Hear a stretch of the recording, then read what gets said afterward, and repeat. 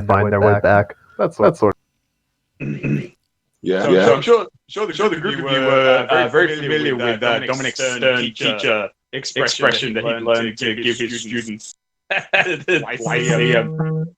just like, where did you leave it this time?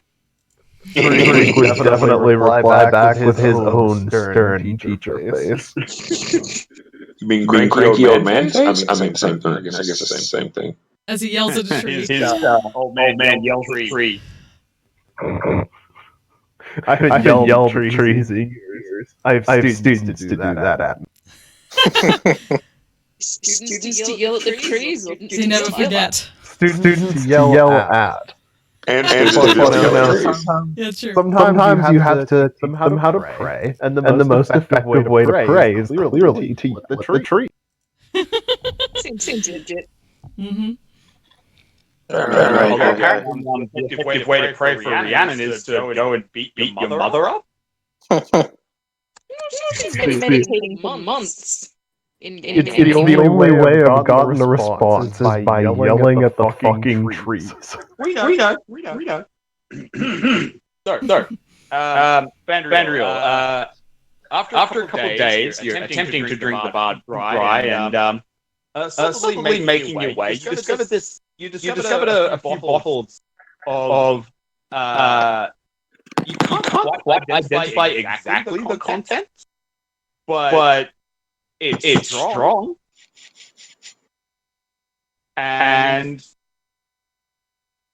you've been working your way through several bottles of it over the last couple of days, and it was kind of like set aside in sort of this almost very specific do not touch section within the storeroom. However, after a couple of days, there's a warp sound in one of the nearby rooms to the bar area, and a group of quite obviously fully inducted slayers come trooping through.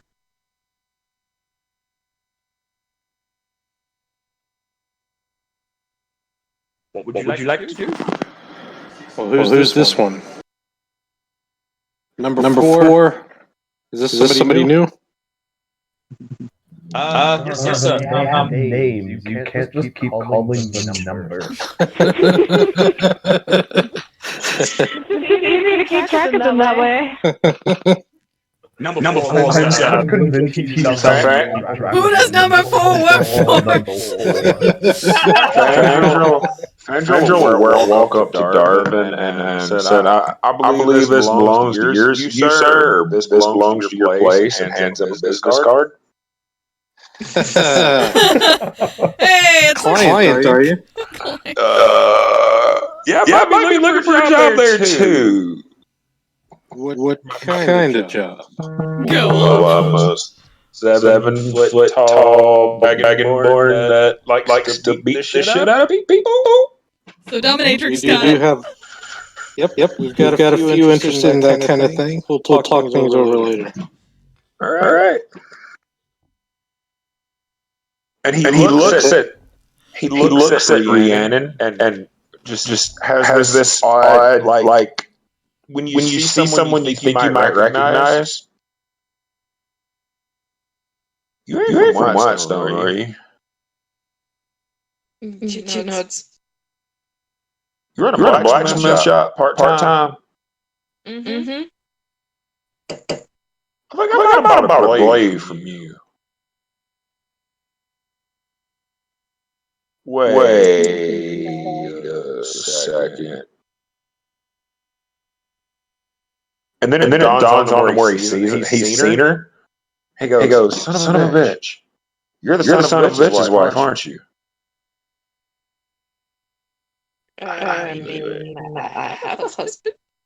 About yay tall, and he'll hold a hand about Andrew's height. Little silver bastard.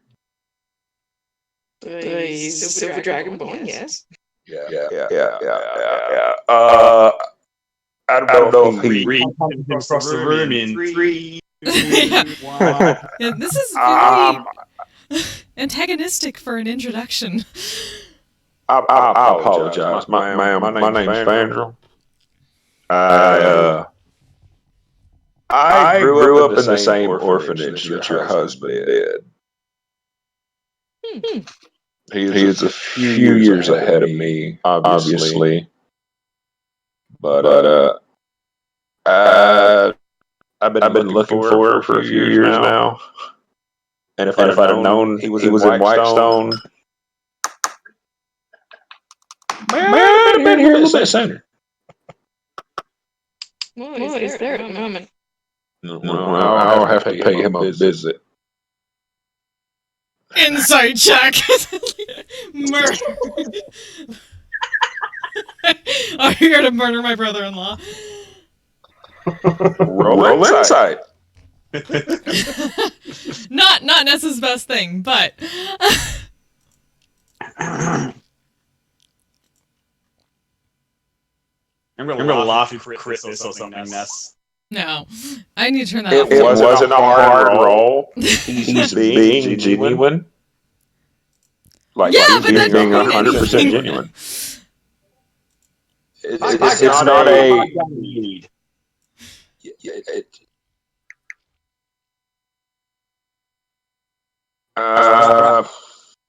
So as It's less of an antagonistic. I'm gonna pay him a visit. More of I need his help type of visit. Okay. So as a group of you are talking, the familiar face of Merton walks in. Says, "All right. Are you the Slayer's going to investigate this yellow dragon?" That's us. We're here for you, boss. Yes, well. Walk carefully. This is something new. I don't like it. And with that, he kind of sort of flaps the piece of paper for the investigation down on the table and just walks out. It's just like it's very brusque, even for Merton. Yeah, it's just like, I would say it is better to embrace change, but Merton? That was worrisome. Curled up his butt. I can still hear you. What crawled up your butt, boss? Dog's gonna go look at that. Monsters can have horrible and unexpected powers sometimes. And with the mention of like Darwin having a girl that can take care of situations like that, he kind of like you hear like his footsteps that are receding stop, and then start getting louder again as he comes back as his bare halfling feet come kind of slapping back in on the flagstones. Do you know what Vanessa would do to me if she caught me attending your establishment? Cut your balls off? I mean, we do have a couple. We do have a couple special going on. I mean, Can we get back to the task at hand, please? Great. Indeed. It's not gonna be like Ashley Madison. So good. Come on, cats, it is time to be herded. Yeah. All right. Let's go to this. What was the name of the village again? Joranville. Let's see. Anybody need a Dragon Slayer longsword or any other equipment to prepare? I have a Dragon Slayer longsword. Are you coming, Initiate? Sure. I'm kind of interested to see what the hell a yellow dragon might be. Oh, you said See what you got. This will be work. Well, I'm in then. Situation.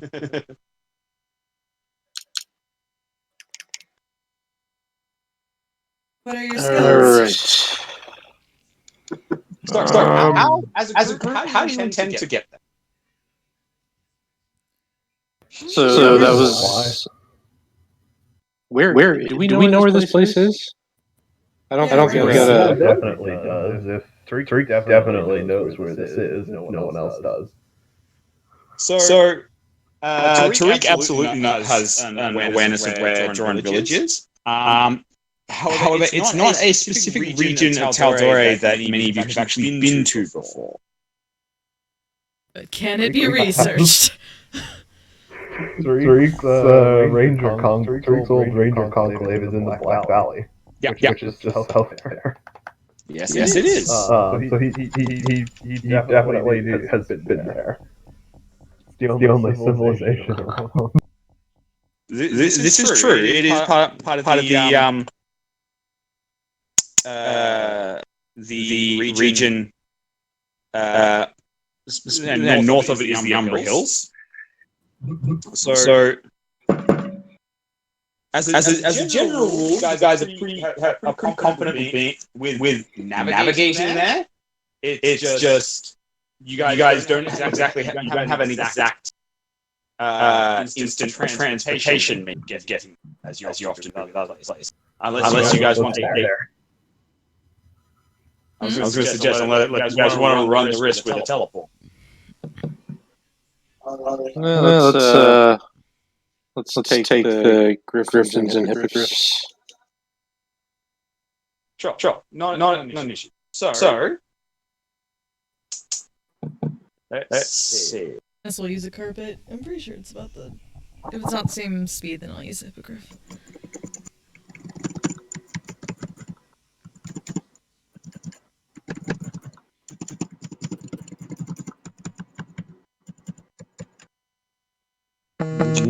Let me quickly check something.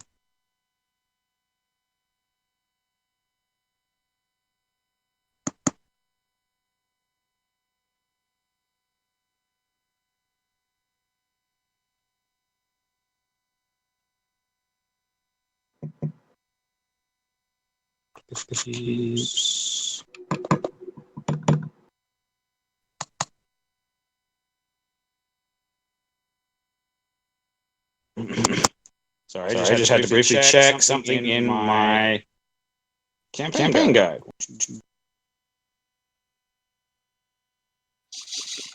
Okay. I'll say Tariq. Can you give me a D8 roll, please? Hey! And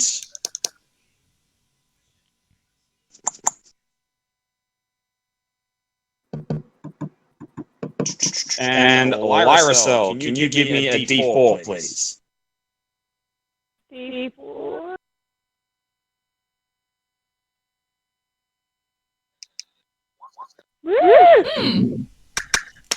Okay. So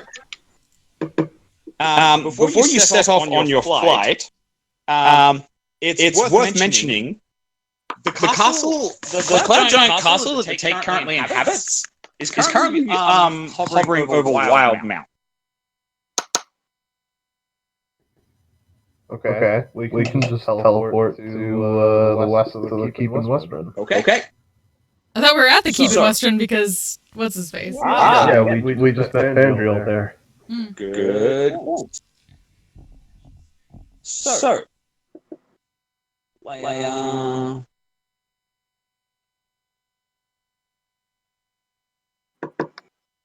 okay, so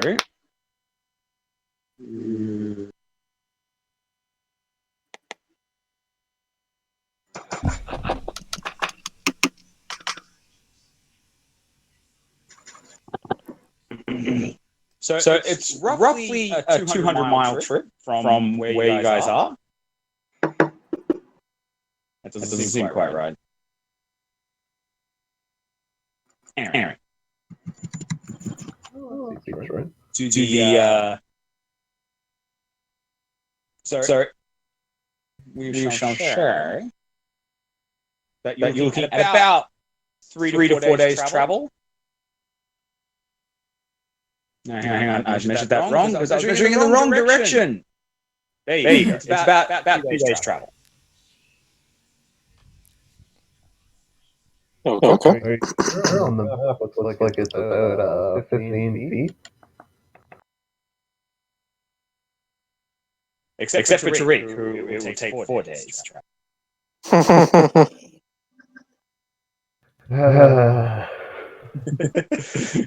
wants to play? So, for the purposes of expediency, first thing first, that hurts. You know that thing that some people get where like you've been sitting on a couch or something for a while, and then you stand up, and the actual pressure of the blood rushing back into your foot as you stand up, it's just like yeah. Yep. Yeah, that's got that. So just. But I now have now that we have moved house, I have access to my books again. So I don't have to wait for 20 minutes while things load up. Sure.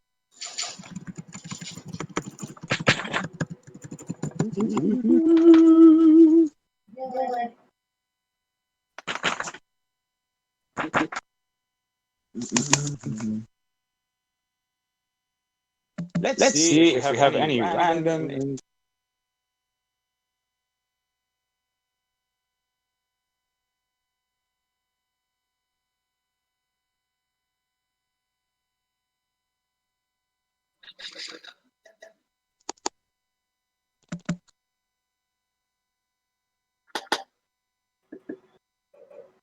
Okay.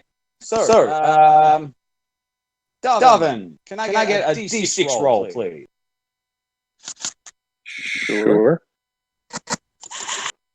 Wow. Ow. Well, we're not getting those good rolls later. Well, Here's still gonna be natural ones against the dragon, guys. Conserve your crits. Too late. Tell your husband to stop telling us to roll stuff. Okay. And now, Nessa, can you roll me a D12, please? I'm gonna break it. I'm gonna break it now. Yeah. Broke the streak. Fuck. Well, wasn't a 1. So as the group of you are traveling, you don't encounter any hostile creatures, which is not terribly unusual for your group these days. I mean, you're all so powerful that like most bandits would like jump out and say, "Money!" Or, "Oh, I'm sorry, I thought you were someone else." Terribly sorry, I rolled. Don't mind me. But on the second day, as you're traveling and getting closer to Joran Village, Tariq, we're very much in territory that's very familiar to you. You guys pass over a small hill, just a foothill, that's covered in large worn slabs of stone. Those of you with sharper eyes notice that there appear to be markings on the stones indicating that this is probably grave markers. However, it appears to be abandoned and extremely overgrown. There's a couple of structures along the lines of mausoleums and the like on it, but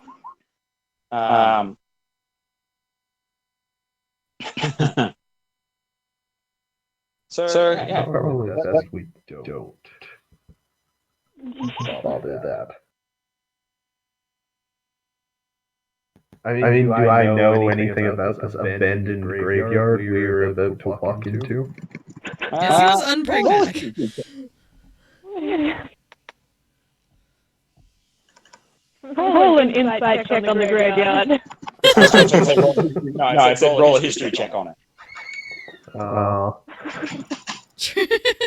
Would this count as being related to my favorite terrain that we're definitely in right now, so I can have expertise? Absolutely.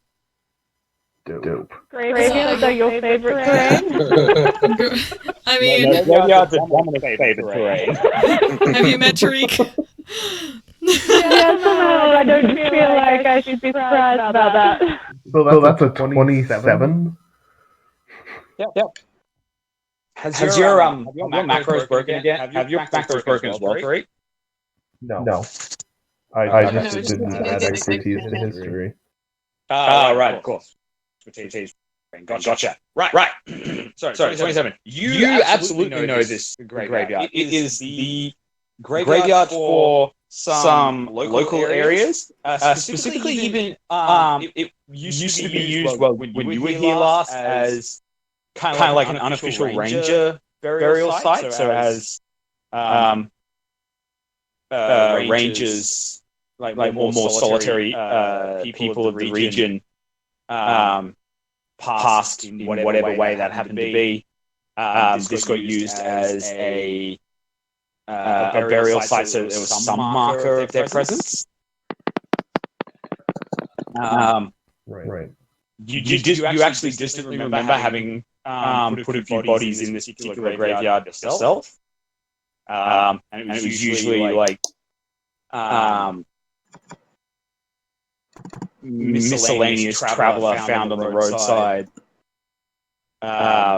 Apparently, sort of murdered during some sort of mugging. But other than that, you don't know anything specific about it. It's kind of always just been there. Right. Although it does look like the kind of place that's most likely not the kind of place that's haunted or anything. So head through. We can pass by it, pay your respects if you want, but just don't disturb it too much.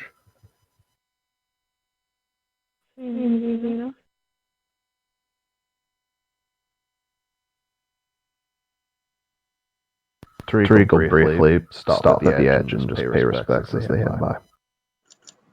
Okay. This will remove her hat for the time and hold it in front of her. Ray will do the Tariq. Darwin will leave a business card at the entrance. Of course, someone will. Win a free lunch. We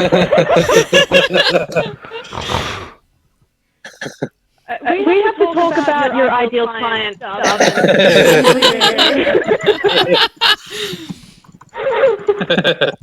See, now I'm having just a mental image of Darwin having those competitions that certain diners and stuff have, whereas eat this entire particular dish, your meal's free, and you go on the Wall of Fame. I get the feeling that Darwin has something similar. What? Depending on marathon or something. Get an award depending on how much you eat. Yeah. Wow. That's all you can eat buffet. It's gonna be really expensive.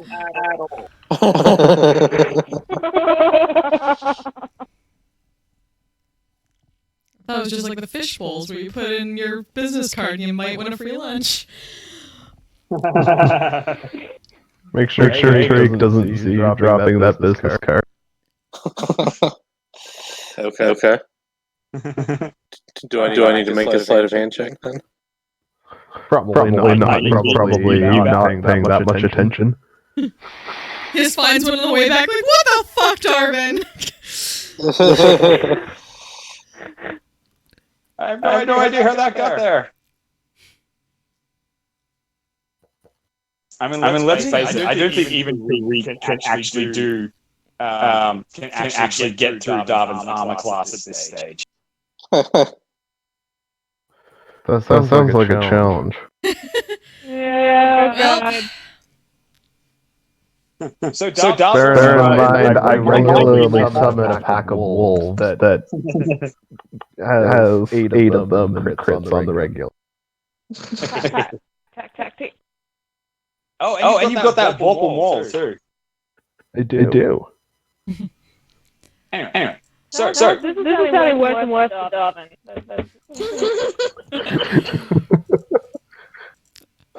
What? No, I have nothing against No dick measuring in the ranger graveyard.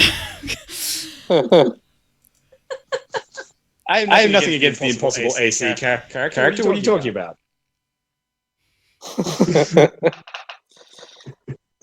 So, I mean, to be fair, my armor's only +1. So, as the group of you move on from having paid your respects to the ranger graveyard,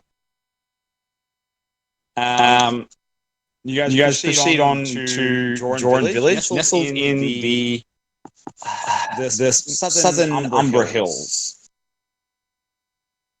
And Tariq, you're familiar with this particular town.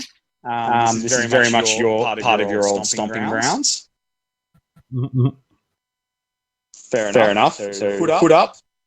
Rangers are not an unfamiliar sight in this particular region. So figures with hoods, keeping their faces hidden, not unknown, especially with the shade watch in the vicinity. Right. Just half orc. Yep.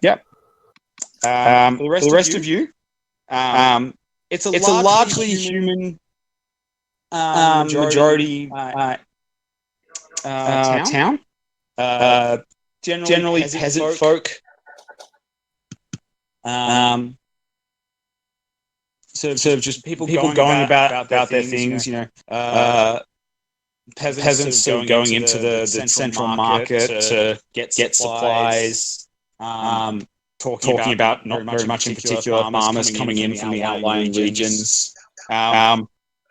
There is a visible presence of dwarves and halflings moving through the area, but very predominantly a human majority town. So who's the person we have to find? The specific name that was given on the quest contract was Hellion Densia. Would I know that name at all? I'll say no. Right. If you know the person, don't actually know them by that particular name. Okay.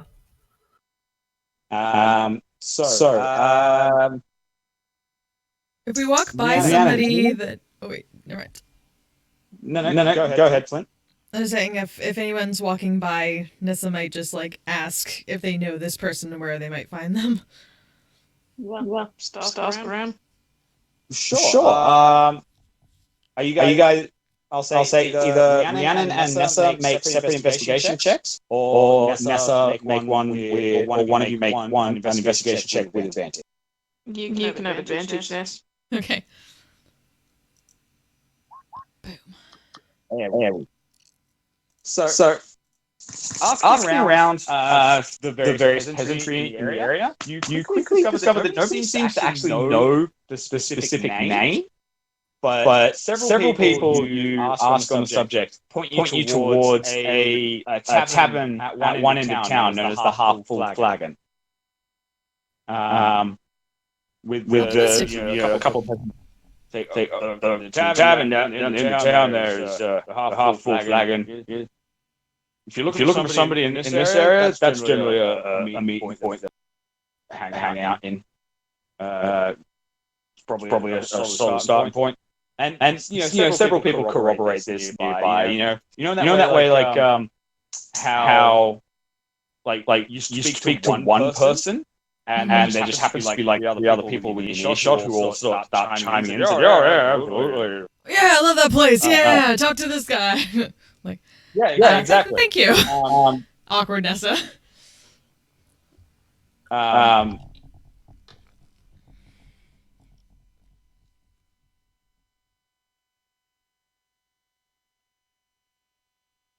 Point people down that way, I guess. Yep. So as you guys arrive, a rather not harried, but definitely an overweight male dwarf kind of bustles past you with a tray of empty tankards. It's late afternoon by this point, and the tavern seems sort of in full swing. It's like most of the local peasantry seem to have finished their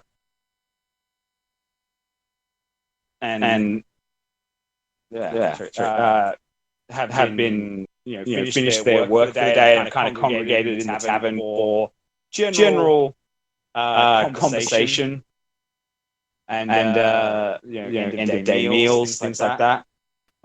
There's a decent fire going in the grate, and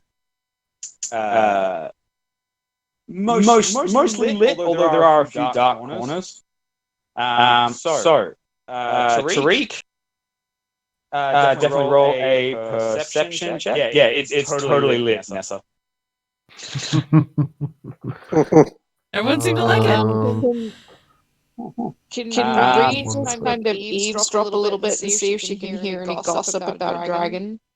Sure. Roll a perception check. Tariq, can you roll a perception check, please? Yep. Sorry. I had to take the expertise of it. Excellent. No, not performance, perception. Not that much better. Do you want to just come out into the lounge room where I can just click on the things on your sheet for you? No, because I'm packing the kitty. Bring the kitty with you. There's a Dozo's on top of the couch here. No, you can't disturb the cat. Yeah, right? Oh. You're stuck there. It's like Mjolnir. If it's on your lap, you can't move it. Yeah. You're not worthy. It's Mjolnir. That's it. Next cat we get being called Mjolnir. Yeah. Why does the song call that? So, looking around the room, you see if Tariq, you see a few folk you recognize as ranger types. Like generally rangers are usually pretty distinctive in their appearance, especially in the forest and mountain regions. They generally tend to be wearing cloaks, carry bows, pretty consistently. It's almost like an unofficial uniform. And you're fairly familiar with it. You notice a few of them. None that you specifically recognize. And Vandriel, as the group is kind of standing in the doorway, the overweight dwarf kind of puts down the tray of empty tankards on the bar, kind of bustles over. He's one of these men who even without trying, just bustles everywhere.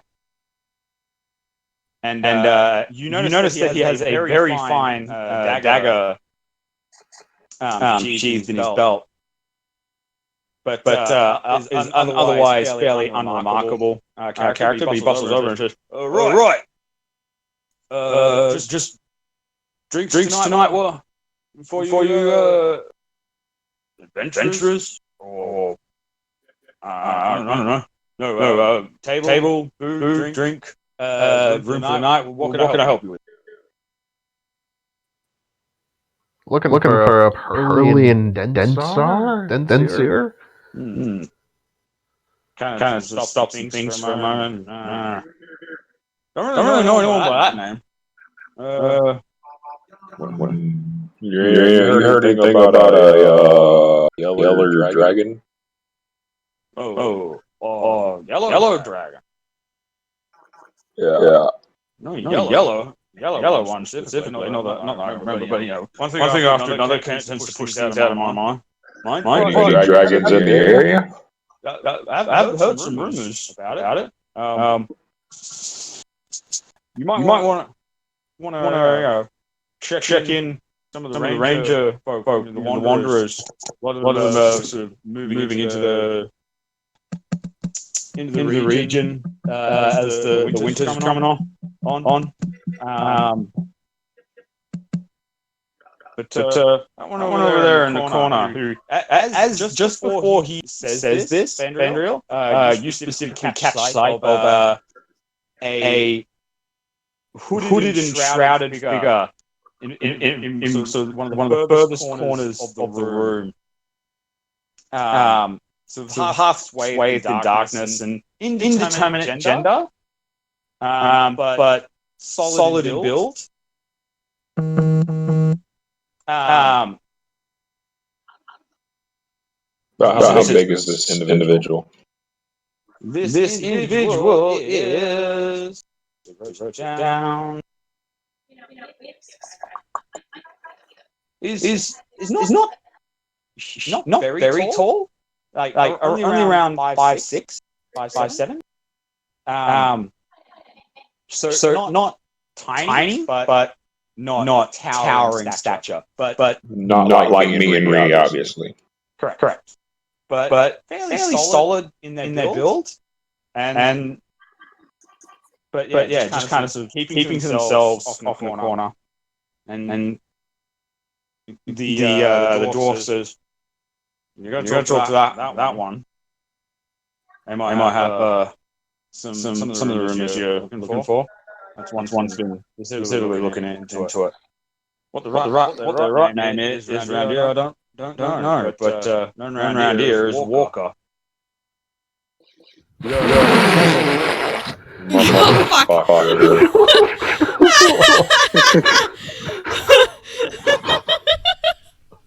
I was just about to type something about how we're in a tavern being told to talk to a mysterious guy in the corner.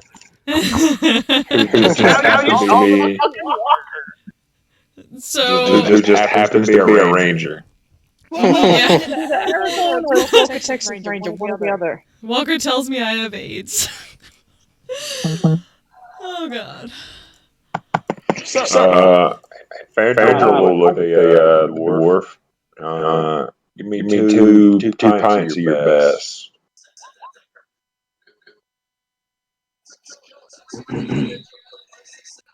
Surprise, David! I've been setting that joke up for like the last 20 minutes. Of course, something happened. Go off as starts to move off. Says, "I'll do you want better? You can have a round." He heads off towards the bar and the smacks a hand on it to grab one of the tenders' attention. Starts getting tankards poured out. For a quiet, like a fairly quiet town tavern, it's pretty busy, and it obviously does well. He has multiple people behind the bar, tending bar, serving mugs of ale and various drinks. There's a couple of tavern staff in general that come through a door into the kitchen, what is quite obviously a kitchen. Simple fare being brought out. Plates of things like simple rye bread with curd cheese, eggs and beetroot and boiled turnip dishes. Very much rural peasant folk food. But it's kind of amazing, actually. Sorry. So there's no roast peasant, is what you're telling me. I said it sounds amazing to me, actually. So no Rihanna, no roast.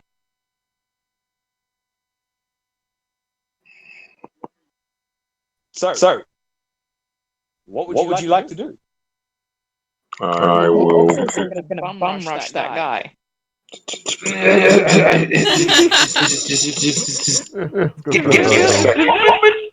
Live your best life. I will pick up two of the tankards and I'll head over in the direction of the mysterious walker. Mm-hmm.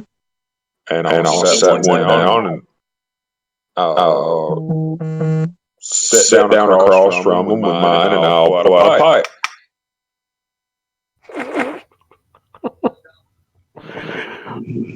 Excellent. It continues. Wow. So.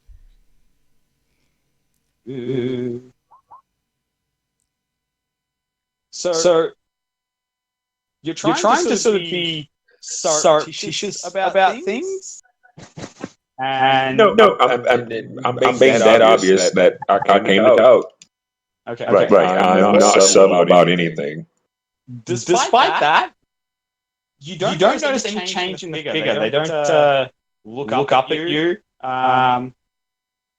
They just kind of continue sort of inspecting the tanker that is already in front of them.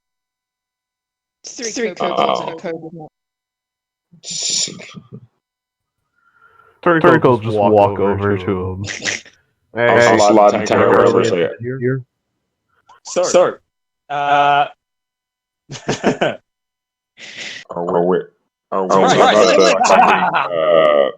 we weekend at Bernie's this? Yeah. No, but now that you've mentioned that may become a thing. The crossover we didn't know we needed. So, as you place the tanker down on the table, the figure kind of jerks a little bit, surprised out of whatever sort of daze they were in, and one of their hands, which wasn't visible under the table, comes up with a loaded hand crossbow in it. Very obviously very jittery, but Tariq, roll a quick perception check, please. Reactionary perception. Yeah.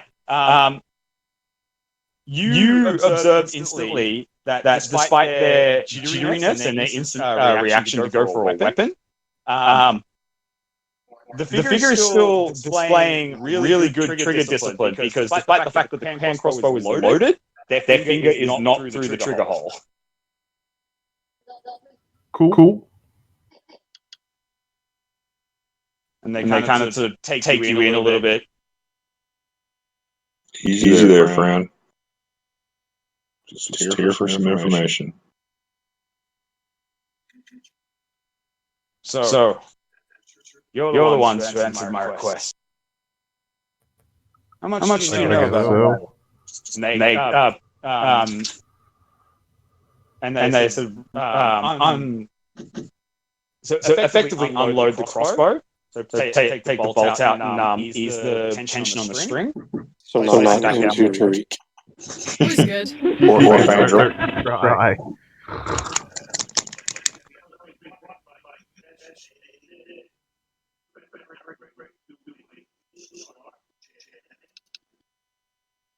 In response.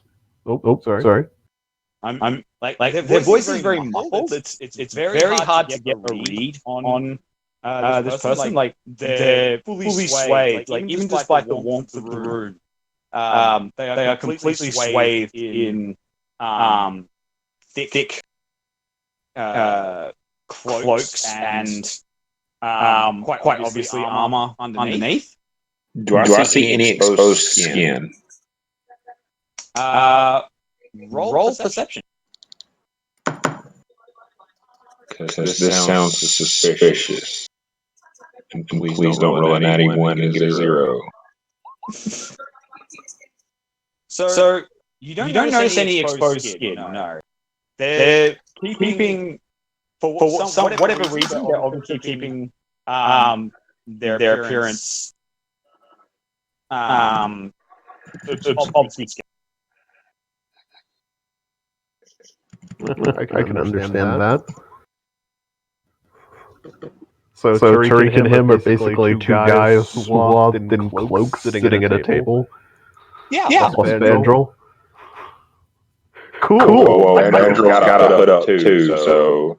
we're a bunch of jackasses in hoods and cloaks sitting around together having a conversation. Great. in a peasant bar, and of course we're sitting in a corner too. Right. Darvin starts playing his golden fiddle. Oh no. At any moment now, a bunch of adventurers are going to show up and ask us if there are any rumors in town. Right. That would be like Inception at this point. It really would be. Just a bunch of them keep showing up. As you all kind of take seats at the table, the figure you the figure kind of take note of each of you as you sit down, and they say again. So I ask again, how much do you know about dragon? Reasonable amount. Well, Out of character, I have favorite enemy dragon. Cool. Andrew will just kind of like motion to the fact that he's a fucking dragonborn, and be like, well, you know, might know a bit.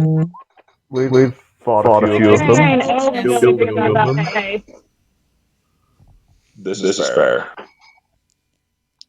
So kind of nods, and the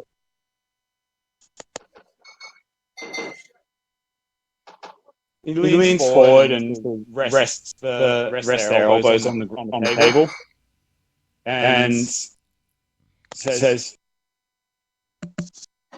"Something new has arrived. I was operating up in the Umber Hills, and I saw evidence of dragons in the region. And then one morning, just after sunrise, I saw a yellow dragon, four wings, like almost like an insect. Just came out from somewhere deeper in the mountains, and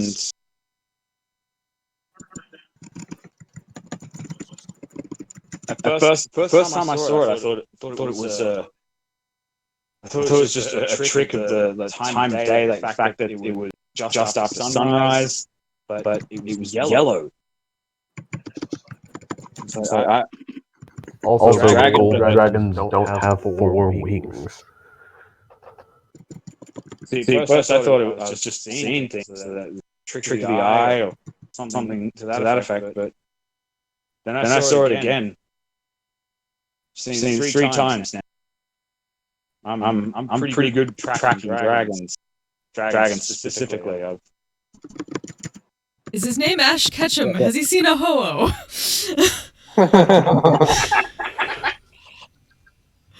I want to be the very best. Did its scales have any kind of metallic sheen to it? No. I thought it must just be a gold dragon at first, but then I picked up a scale. Like dragons shed periodically, but I ended up finding a scale, and they reach into a pouch at their belt and placed it on the table, and it is unequivocally an almost canary yellow dragon scale. Nessa would like to cast Detect Magic just in case. Sure. Like the figure, the ranger kind of notes your action as you sort of start moving your fingers to cast the spell. It is more than obvious. She looks very traditional wizard. But like doesn't object, just notes it. And as the spell settles on your perception, you get the usual flashes of magic from your companions, which by now you're very used to just kind of subconsciously tuning out. The scale itself registers as magical, but there's no illusion magic on it. As far as you can tell, just a generalized low level magic. Well, it is not an illusion, but it does have some arcana attached to it. You've encountered Dragonhide before, haven't you? I'm fairly sure all of you have. Yeah. Yes. Okay. So as you kind of sort of observing it, Nessa, you understand that it's the same kind of low level magic field that kind of tends to hang around on Dragon Scale and Dragonhide in general. By the simple nature of their essence as intensely magical creatures.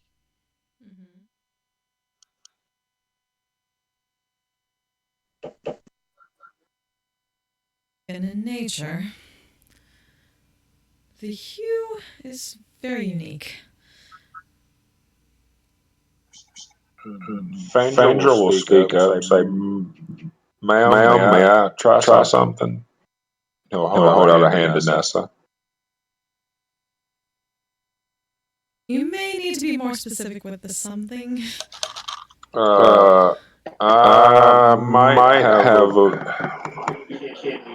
I just want to be able to tell what this, if it's actually a dragon or if it's something more.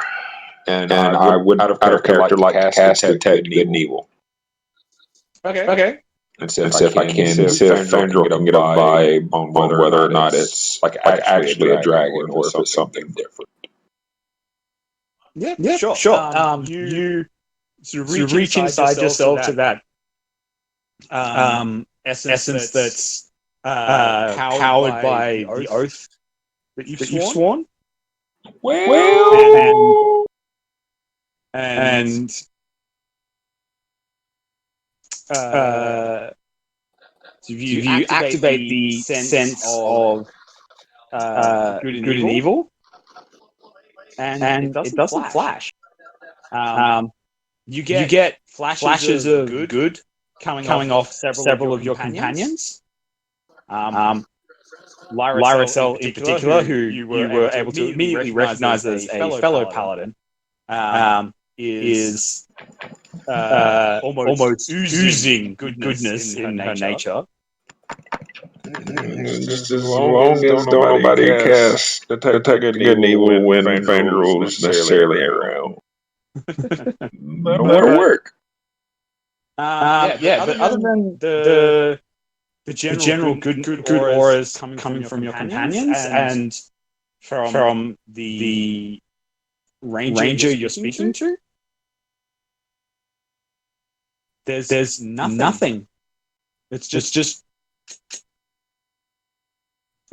does not register. Well, hell. Any other signs of dragons in the area? Livestock going missing, homes crushed, demands of tribute in some way, shape, or form beyond the Shade Watch? You're obviously reasonably familiar with our area. No. The Shade Watch have been up to their usual tricks, but as soon as I detected there was an active dragon in the region, I went looking and asked around, but no one's lost anything. Not outside the usual. I mean, you get the occasional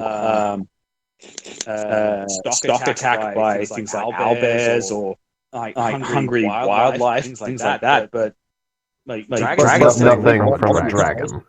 Yeah. Dragon attacks generally tend to leave more obvious traces. Right. Mm-hmm. Interesting. How about any sort of environmental changes? If this thing is set up a layer, or if it's necessarily roosting in the area. It's like the figure kind of sort of like leans back and thinks about it. How do you mention it? There's a few areas. I remember or more accurately, I can't really remember. Normally I can remember pretty much anywhere that I've traveled. and this is generally the region I operate in. I know this area pretty well, but there's a few areas I can't remember at the You can't remember? Yeah. Like in the north of the Umbra Hills, towards the base of the mountains.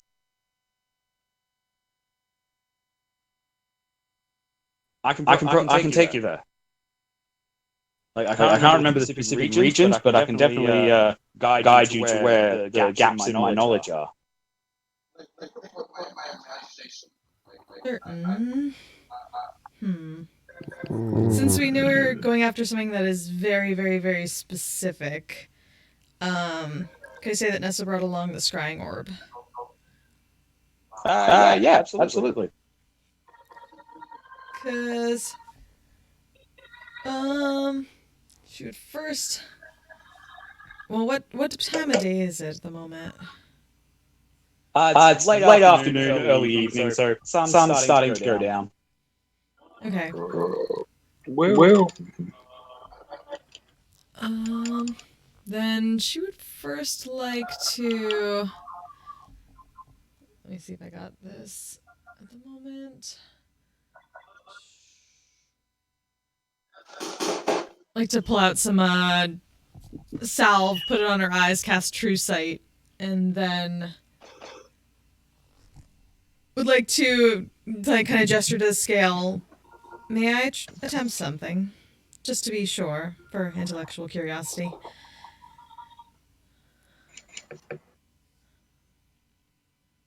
To the ranger that owns it. Sure. What did you have in mind? Gonna take out the scrying orb. Is that a crystal ball? Yes. Perhaps with an item from it, we may be able to trace it and be able to get a better sense, but if there is some sort of, I suppose, non-detection involved or memory change, perhaps this will either shed some light on that or get past it. Okay, so you pull the dragon scale back towards you. You rest the tips of your index and middle finger of one of your hands on it as you touch wait a minute. the scrying One thing though. Also before that, I would like to also cast non-detection. She knows better. She knows better. She does. After that Hydra, yeah. So one moment while I pull up the rules for non-detection. It has been some time.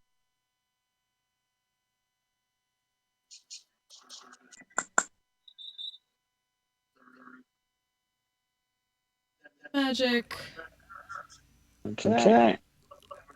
Or targeted by or perceived through magical scrying sensors. Cool. All right. So.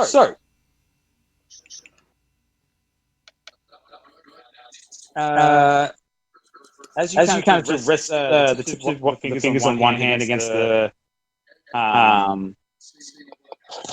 dragon scale, and the other hand on the scrying orb, you kind of open your perceptions, and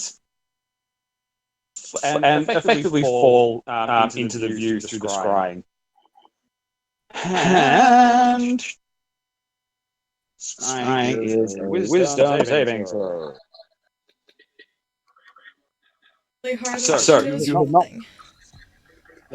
You have not met the target, and you do not know it well, so it is a second-hand target. However, you have a body part of it. Yep. +5, -10. -5.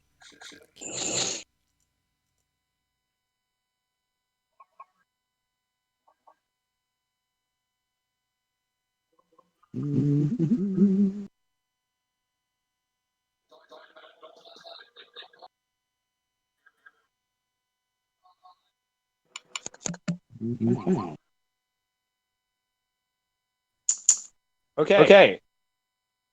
So Nessa, as you sort of fall forward into the scry, as you're familiar with, your vision clears, and you can see, as if you're flying over the Umbra Hills. You see your vision kind of zooms in on an area to the north of it, and then focuses in a little bit closer. And it's very clear to you the exact area that it's kind of targeting as it zooms in. You find yourself looking at the inside of a cave where it's hard to see. Like with your true sight, you can see the creature, the gigantic worm, but it's also like you can't see it at the same time. It's hard to for your mind to pass what you're looking at. And you also notice that as you perceive it, its eyes are open and it appears to be looking directly at you. However, it doesn't seem hostile in its nature any more than gigantic chromatic dragons generally come across as being hostile, just in the sheer frightfulness of their presence. And then your vision sort of returns back through the scry. And then as you go to open your mouth to explain what you saw in the scry. Oh, she would have been trying to the entire time. Like, as it's happening, just like quietly speaking it. But but as you were, the memory is just gone. Like as if you had seen nothing. So nobody heard it? No.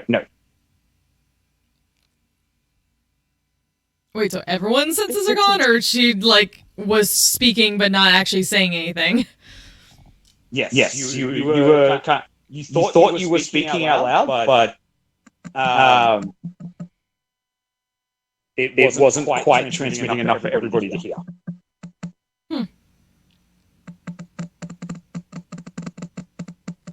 The ranger like leans forward.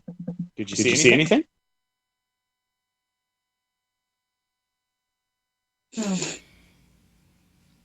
Does Ness still know the direction where she was looking? Yeah, that was my first thought, was like looking around the terrain itself to like get a sense of where that cave was while this was happening. That's what she was trying to.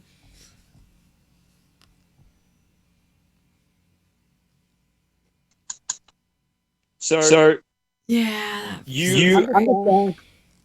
You definitely remember like the first part of the scry, seeing sort of like the northern region of the Umbra Hills, but you can't specifically like narrow down the specific area.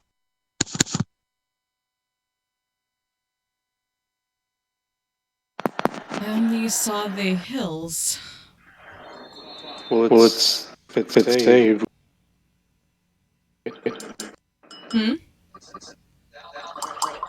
If it's saved, you wouldn't have seen anything. That's true. Unless it has abilities you guys don't know about.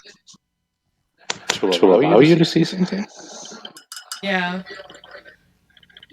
That was the thing. Like, then she wouldn't have gotten anything, so she didn't even say that.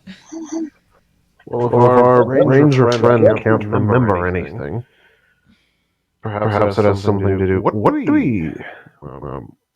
If our ranger friend can't remember anything, perhaps it has something that has some sort of power related to the mind.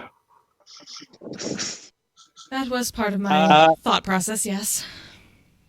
Nessa and Darvin, roll Arcana checks. Either roll one each, or one of you roll with advantage.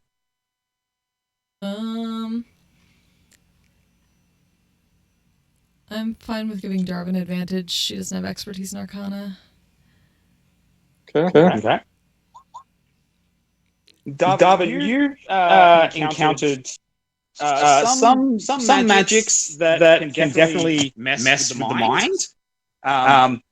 And you remember during the hunt for the Hydra that somehow the creature was able to communicate directly with Nessa while she was scrying on it. And with some of the things you've discussed with Dominic over the years, you're absolutely aware that there is definitely magic that can not only affect the mind, but can also completely alter it. And you have a suspicion that this is definitely something similar in play. I fear we're facing something that may even have the ability to alter our memories from a distance. That was what I was worried about.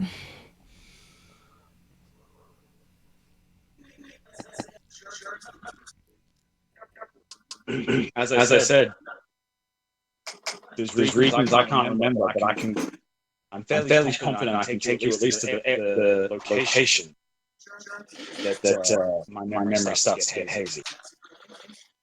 Question is, should we try to prepare for things before we go? And if we want to, how would we even go about doing that? Yeah, what investigation could I do to figure out what we might need for that? Tinfoil hats? What is tinfoil? Fair enough.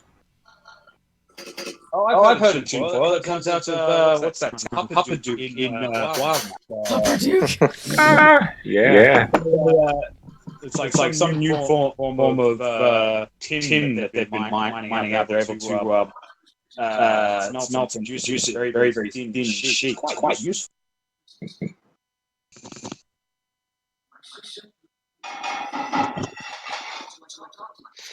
I don't think I have anything in my bag of tricks that will help. Nobody's got any rings of mind shielding they forgot about in their inventory, do they? Well, I do not. I had one. But then it mysteriously vanished one day? No, Anders has it. Well, hell. Yeah. The hunt I decide to retire the road and motherfucker. That's how that goes. Well, honestly, no. Something like that, Anders would have left in the quartermaster's vault. He would have taken what solely was his. Yeah, but we're not in the castle at the moment. Yeah, I I don't think we can reasonably say, yeah, we grabbed the ring of mind shielding just in case. Yeah. So, out of character, did anyone think to grab a hunt bag? Oh yeah, always. Probably. Yeah, that is something we always grab. Okay. Making sure. Well, if we want to stay here overnight, I could head back to the castle and be back in the morning. Yeah, but it would only work on person. True, but it's better than nothing. However, I wonder how that would be affected by a telepathic bond.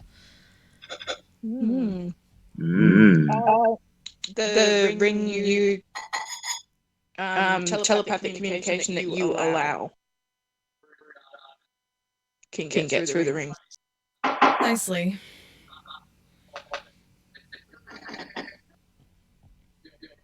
But if the one with the ring is connected to other people, are those people protected as well? or potentially have the information still be translated. This is assuming that it can't interfere with that. Indeed. Yes. There's something going on with hypotheticals at the moment.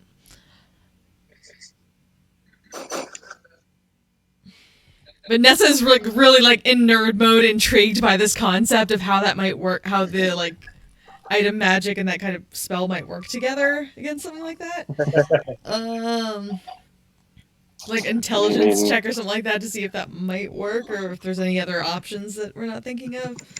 Because Nessa's way more smarter than I am.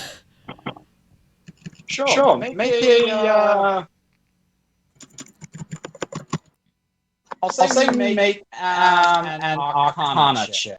Nessa? With advantage. This is very much yours. Nope. Never mind. Okay. So you're fairly confident, you're absolutely confident, Nessa, that an item like mind shielding, while it wouldn't interfere with a spell like Rary's telepathic bond, as the wearer would still be allowing the telepathic communication to come through. The actual spell of mind shielding wouldn't affect everybody within the telepathic bond. Still only affect the one person.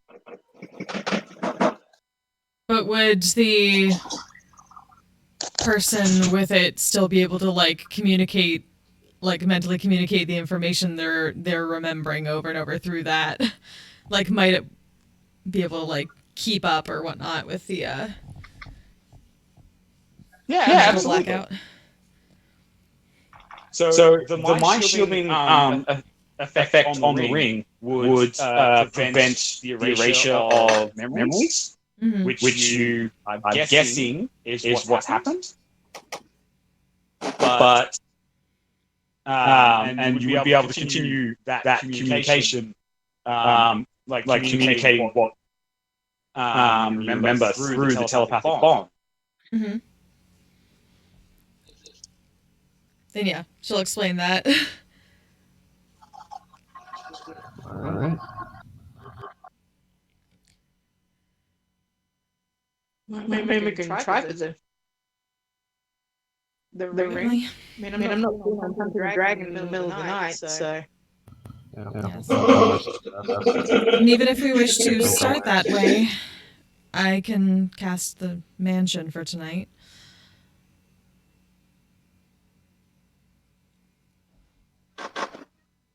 So as you guys are discussing what to do for the evening, the innkeeper comes over with another tray of empty and half-empty tankards and a couple of empty plates. You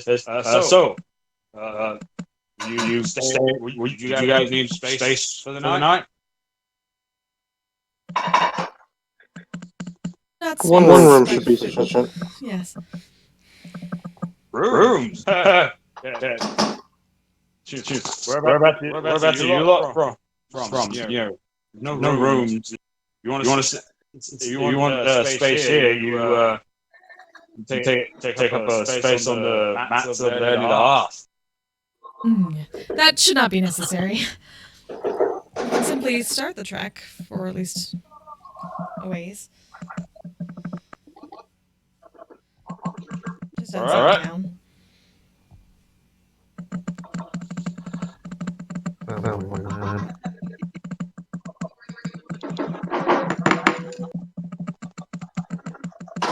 We can at least eat here and go over stuff and then head to a spot. Let's get a start on the trek. Is Doc going to be able to get back to us though if he goes back to the take? How does the helm work? It's probably easier. You keep cutting out. It's probably easier for in a town, but I could probably make it work. Well, I mean, if we're just outside, that just to not like have an obvious like portal in a town, like in a tavern. Well, I mean, to be fair, with the mansion. Oh right, you make it invisible. I forgot about that. Yeah, never mind. But I also don't want to like scare anybody. Can't teleport into the man. No. No, it's on another plane. Yeah.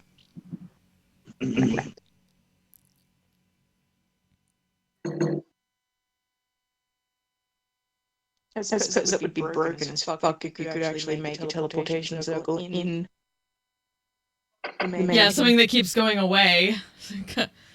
No. Yeah, that could end well.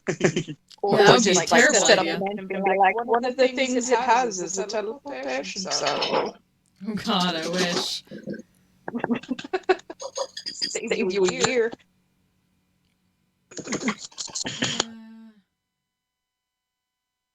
Alright, so are we planning on staying in town for the evening? Okay, so if you're heading back to the Like, Okay, so the Ranger Walker, to kind of fall, like as the group is usually make way from the inn, kind of falls into step with you, kind of instinctively assuming that they're coming along with you. Oh, are you coming with us? You need me to lead you where my memories start faltering, don't you? Where do your memories stop working? Northern areas of the hill. Northern areas how far?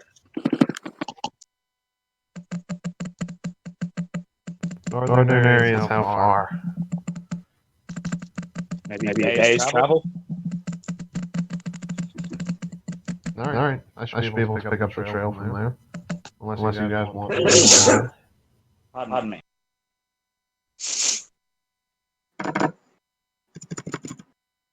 Sorry, they followed you out and I assume Nessa that you're casting the mansion? yeah, in just like a a discreet place. Yep. As you finish the casting in a copse of trees, set back away from the main road. The magical portal appears, and Walker's just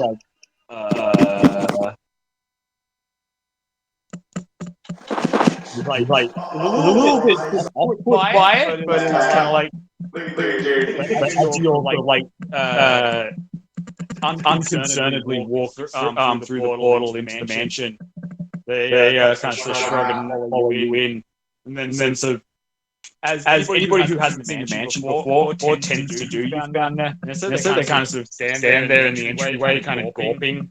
Yes, it is bigger on the inside.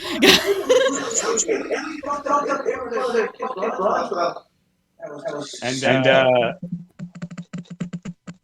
as they do that, the Swade's figure is kind of looking around, and Fandriel and Yannon, both being intimately familiar with the anatomy in question, you notice from the way that their body moves, and in particular the shape of the head, you're 99% sure that this is a dragonborn.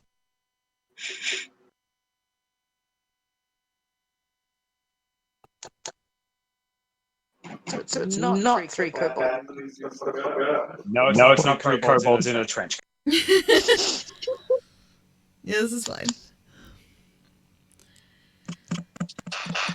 Just like casually mentioning, like pointing out things to the ranger and to Fandriel as to where they can get food and drink, like just down the hall that way, or you can simply ask one of the servants. They will get anything you need. Servant. And then just like, yeah, as soon as they walked in, it was a bunch of like the slightly see-through servants like bowed and just said welcome. Fair enough. Reese is in the background behind Nessa doing the magic gif. Yes, good.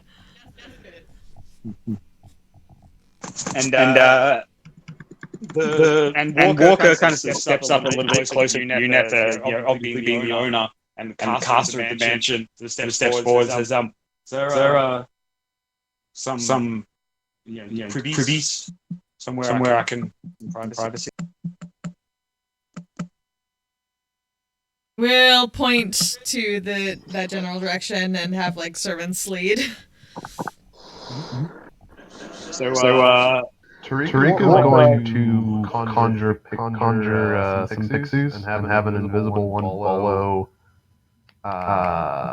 Walker. Mm-hmm. And see what he does. I mean, that was my plan anyways.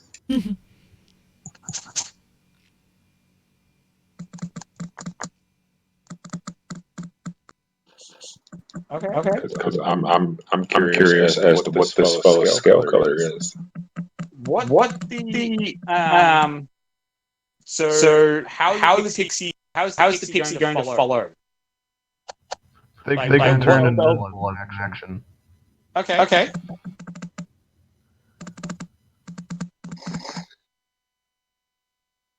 So they're going to turn invisible and roll a stealth check for pixie with advantage.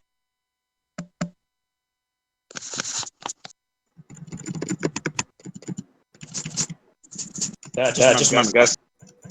Interesting. Hey! not 20.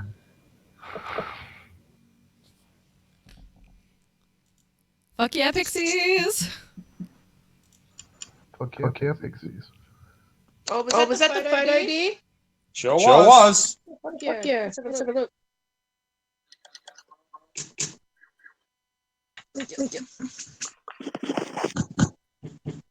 Okay. So Tariq. Oh, that's stealthy, motherfucker. You don't actually know this immediately, quite obviously, because the pixie is a separate creature from you, and therefore doesn't have a telepathic bond. Righto.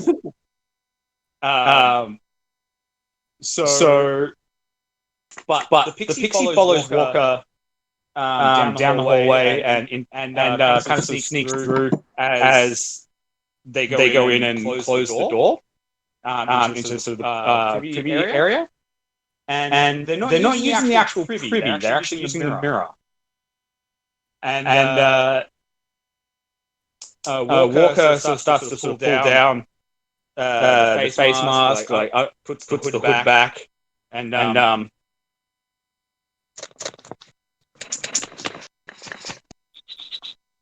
as they undo the various weighting, there's two specific things that the pixie observes instantly.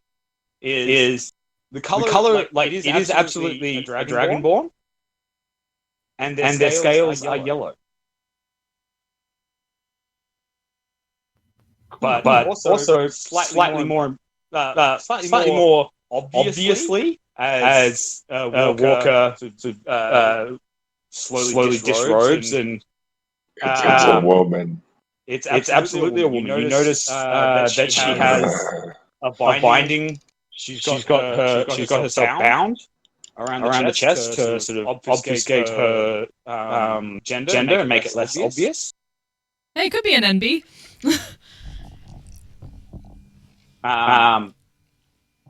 But yeah. And she kind of spends a moment, just kind of loosens up the bindings for a moment to allow herself to breathe. Kind of stares in the mirror for a while. Washes her face. And cleans up a little bit.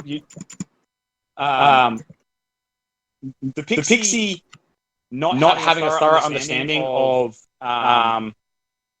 non-fey bathing habits, probably doesn't really understand that it's likely been some weeks since Walker's been able to have a decent bath.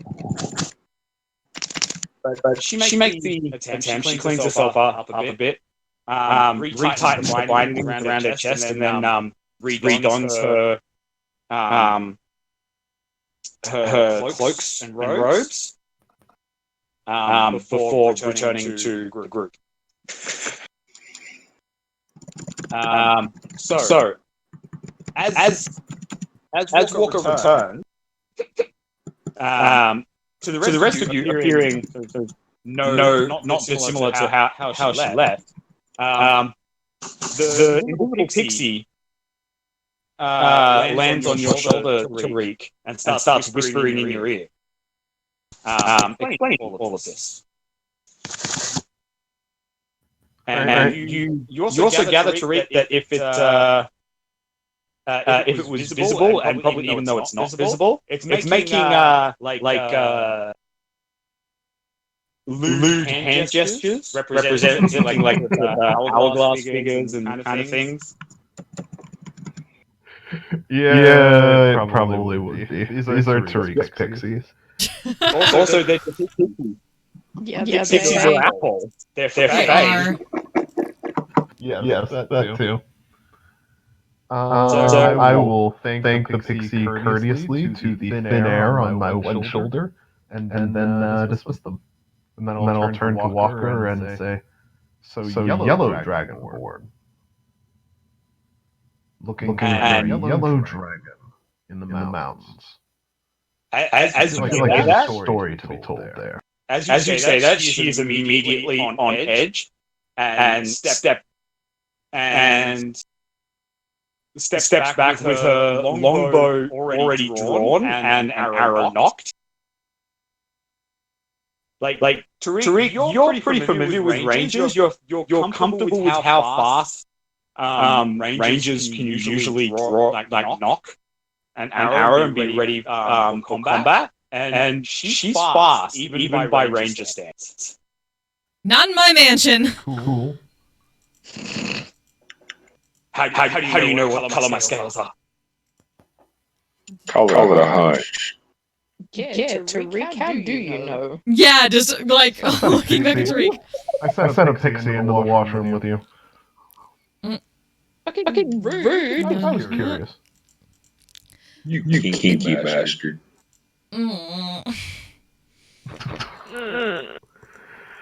Should Gross.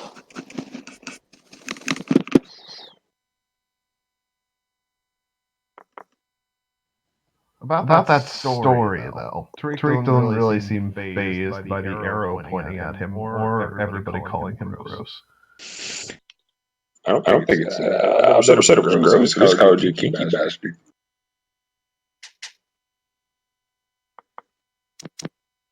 Anyway, moving swiftly along. Yes, please. Yes. That's what I'm trying to do. Vanessa is kind of holding a wall of force in case she does, like, send an arrow.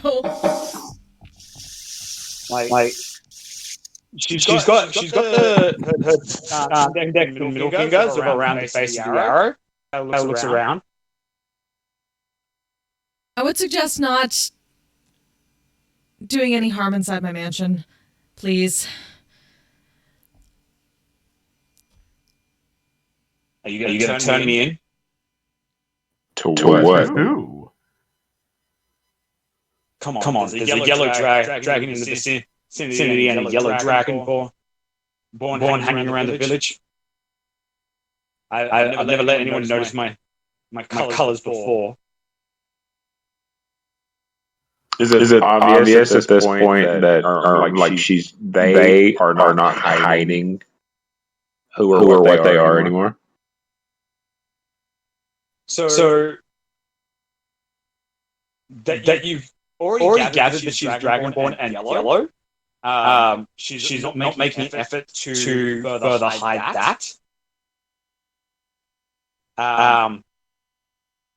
She's still moving the same way she did before. She's not. It's like the fact that she hides that she's a woman is like almost unconscious. Could be trans, could be non-binary.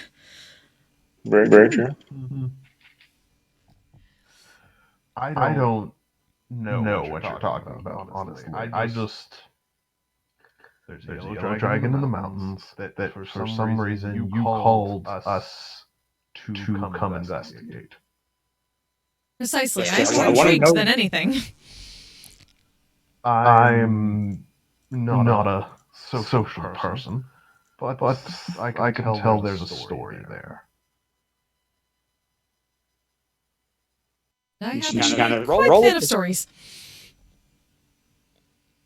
Roll a persuasion check, Tariq, with advantage. Oh, this will go well. Dude, you've been critting it all night. Come on, Tariq, we believe in you.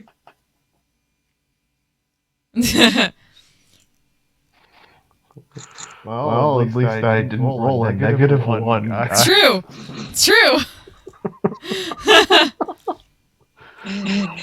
He did start out by saying I'm not a social person.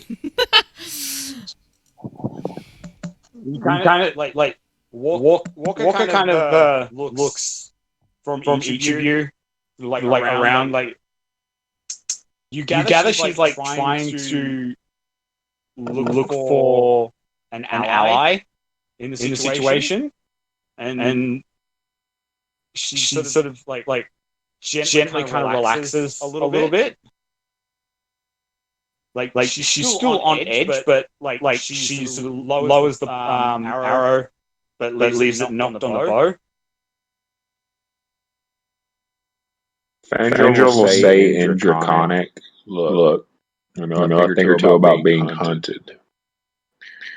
Don't get a vibe from this lot that they're going to turn you in for something that may or may not be your fault. And I'll of come which to we do trust not them. know, given that we had not even heard of a yellow dragon besides in some ancient cave. Mural. Mural, yes. Oh shit, I forgot that Tariq and Nessa spoke Draconic. As does Darwin, I'm pretty sure. Well, Everybody fucking speaks Draconic. Darwin's not there though, so. Oh, right. To be fair, you wouldn't know that we all speak Draconic. This is fair. Yeah. true. He does now. No, Yep. he does. He definitely does now. And he'll finish off by saying, just give him a chance. So she pulls down her face mask and like pushes her hood back.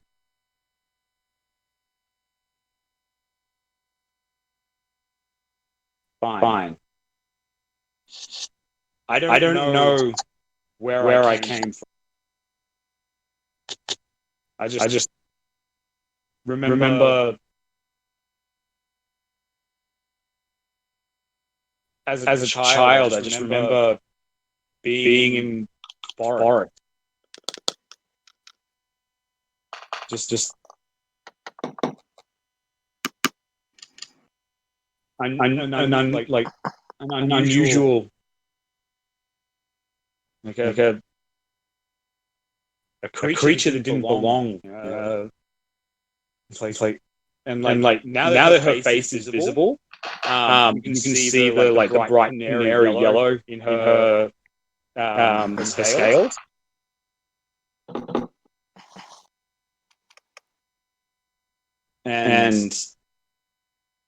But you can also tell that she's like tried to mar it, like with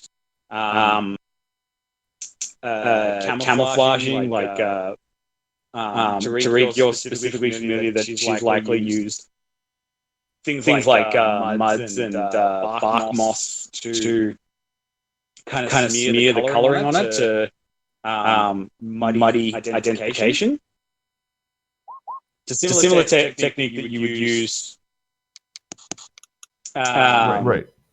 to kind of camouflage yourself in a forest location, but she used it to try and obfuscate the fact that she's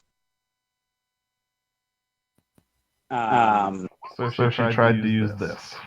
yeah. Hmm. Cool.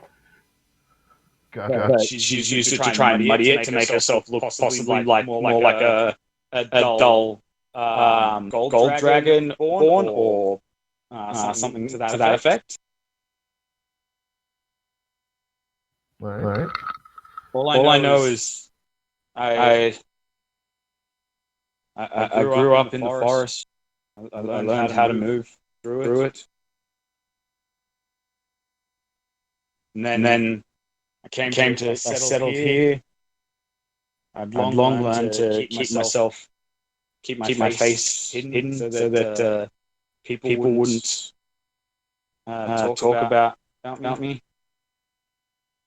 And then I see that fucking yellow dragon appear, and first time I'd ever seen anything that even vaguely like what I am. I have to find out. Well, that is much better. And Nessa is going, like, a servant just walks up, hands Nessa, like, a chair, sits down. First thing you learn when working with the Slayer's Take is that we work much better if we have as many facts as possible up front. Yes. Can I insight check her? Go for it. Oh, sorry, that should be an advantage of 16. I can tell she seems reasonably forthright. It feels like there's a lot of background in her life that is unhappy and lonely, but she's kind of sort of grown to just deal with it. Oh, gee, Tariq has no idea what that's like. Yeah, no. None of us do. No, not at all. Surprised she hasn't been at the take yet. Yeah. With her insane passive perception, she senses the sarcasm in Tariq's tone and immediately puts an arrow through his eye. Oh, Tariq. No. David is saying this out loud. You can tell because his voice isn't super low and gruff. This is just made for the peanut gallery.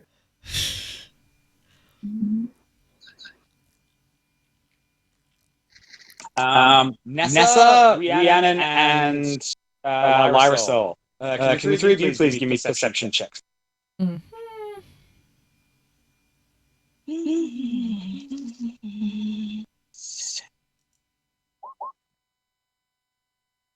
It's better than last time. Mm-hmm. Oh, and Tariq, because the pixie specifically relayed to you that Walker is actually a woman and was binding herself. I'll get you to make one as well, please. Still waiting on you, Bonnie. Oh, technology issues. Air.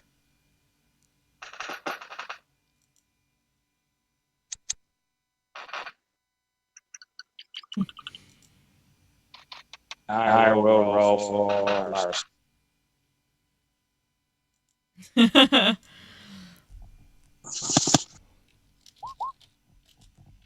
Okay. So Lyricel specifically texts this. That Nessa and Tariq, you pick up on it, but Lyricel notices at first that as she's kind of discussing some of her history and explaining how she effectively grew up alone in the forest, she periodically kind of rubs against the part of her chest where the bindings are, in fairly obvious discomfort. And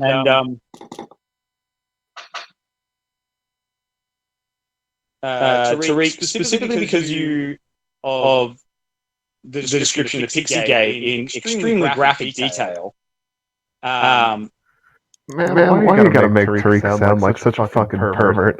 Yeah. Tariq's not a pervert. The pixie's a pervert. Fair. Like specifically the way she released the bindings when she had the moment alone. while the sort of hiding of her gender seems to be a thing that she does, like semi-unconsciously, you get the feeling that it's not a gender identity thing, but it's likely just concealing her gender for her own. But decidedly not comfortable. Right. Yes. Tariq will not draw attention to this out of respect for that. You know. Triness has plenty of students of various identities, so. This is good to roll with it. Mm-hmm. Okay. Yeah, you Have we don't got a bunny out back? people like that. That is like the number one rule. Mm-hmm. Let people do their own. Yeah. You do you. So,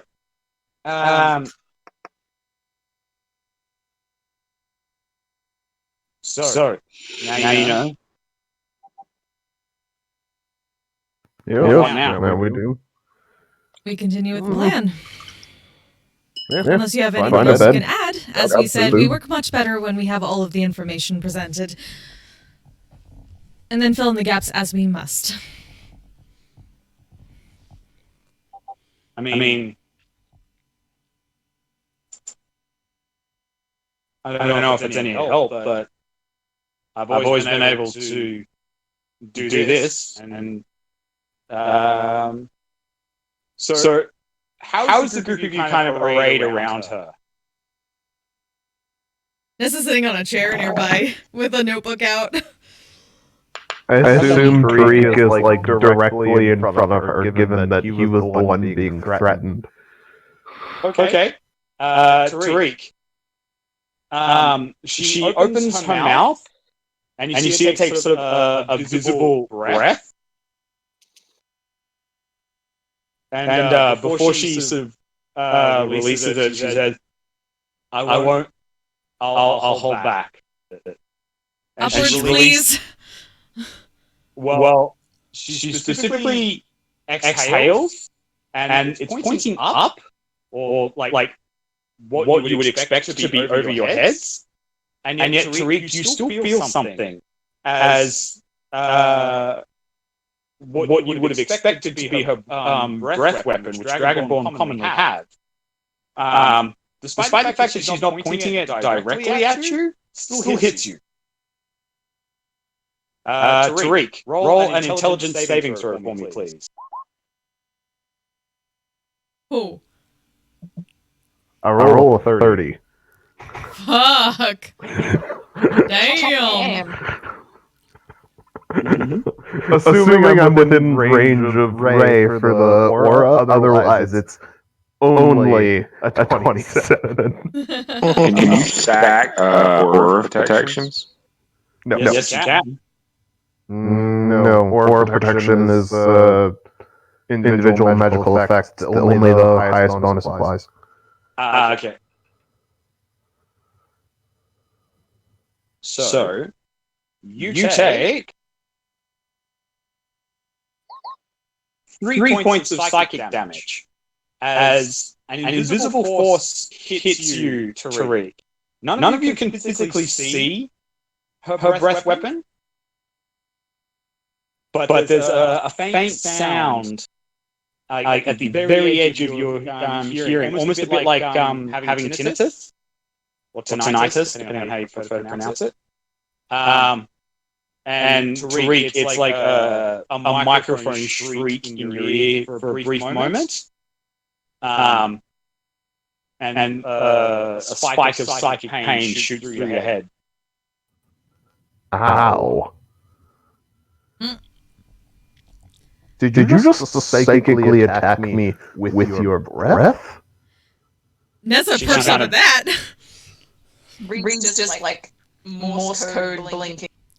immediately stands up, kind of runs over, looking through things, writing stuff down. Pulling the anime thing where she just pops up on either side behind, on the other side of Tariq.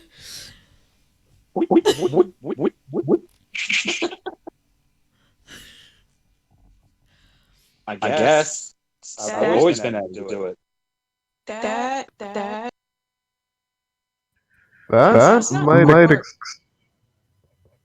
might explain why you haven't been able to remember where they are.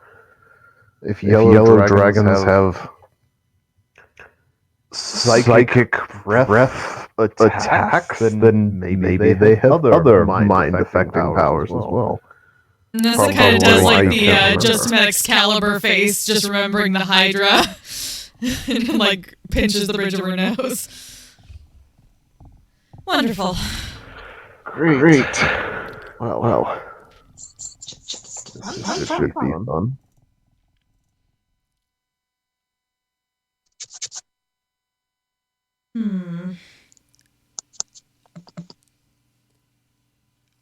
Yeah, I don't think I have anything that can shield from psychic damage. There's no resistance to psychic damage either. Yeah. I mean, it's almost like I planned that. Oh my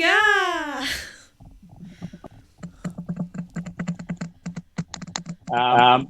Also, now that the group of you are kind of looking at her directly without the hood,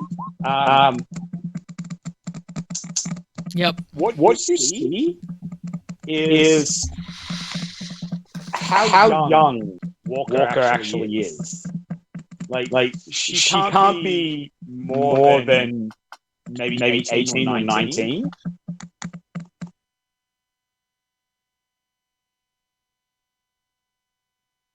But you gather that her specific I like the drum circle going on from Ree behind this.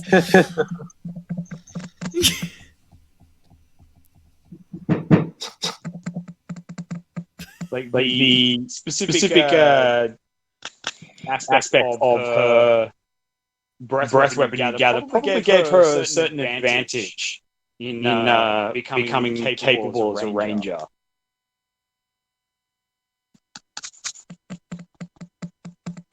Makes sense. So, is there anything else you would like to do? Write all that down, and try to go to her. She'll let everyone know that she's going to her study area, and then just starts going through all the books in her library area to try and figure out any sort of strategy against this thing based on what she knows so far. So do you mean the study area that's the corner of the room with the pile of pillows? The pile of pillows that's in the next room? The pile of pillows that's in the room after that? The biggest pile of pillow room. The main area with all, like, the majority of the books. Okay. Having basically all the servants help her out with this, and like saving a few for other people's needs. Mm-hmm. Just laser focused on this now. This is a challenge. Yeah. Walker kind of nods his Ness and moves off. Says, That's all. I think I would like to turn in. Grab some food. Get some rest. We'll set out again in the morning. Right. She grabs her pack from where she sets it down against the wall and goes to start laying out a bedroll just against the wall. You gather that she's very much used to sleeping rough and just kind of doing what needs to be done. God, it's like looking at a younger me. With yellow scales. With yellow scales. And the ability to psychically attack people with her mind. But other than that.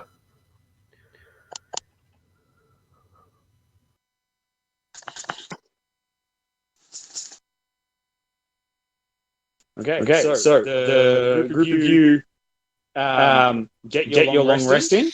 Darwin, while all this was going on, was there anything you specifically were doing apart from teleporting back to the take and retrieving the ring of mind shielding? Yeah, before I teleported back to the take, I would have paid the barkeep a gold piece to rent one of his forks for the day. And I'll use it as a focus to return back so that I'm not accidentally teleporting somewhere completely different. Okay. Easily done. You acquire. It's not quite the tuning fork you need to shift planes, but it's a fork that'll serve the purpose for what you're attempting. And you're able to return with minimal fuss the following morning. Well rested yourself, and you return the fork to the innkeeper, who you've also having sort of made the arrangement with him. You've learned his name is Thal. Thal. Nice to meet you. And you go and find the entrance to Nessa's mansion, just as the others are all. So the group of you coming down to breakfast as Darwin wanders in through the main door of the mansion. Darwin, you see your companions and what appears to be a yellow dragonborn sitting at the breakfast table. Well, that's news. Nessa immediately, a mage hand holding a notebook flies over to Darwin and opens to the page where she wrote all her notes from yesterday. Brief study period. I read it quickly. Thank you. And I hand Nessa the ring as I begin to read her notes. Thank you.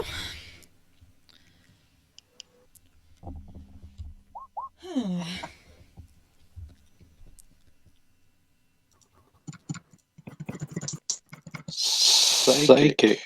I see. Yes.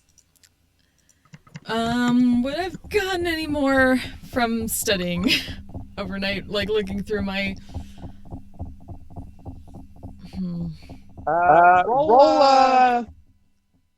Just roll a general investigation.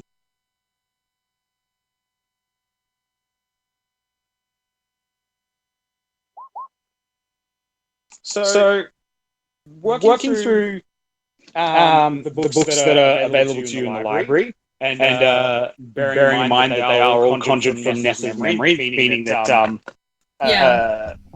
you can only technically investigate things that you've already personally read and researched about. You are able to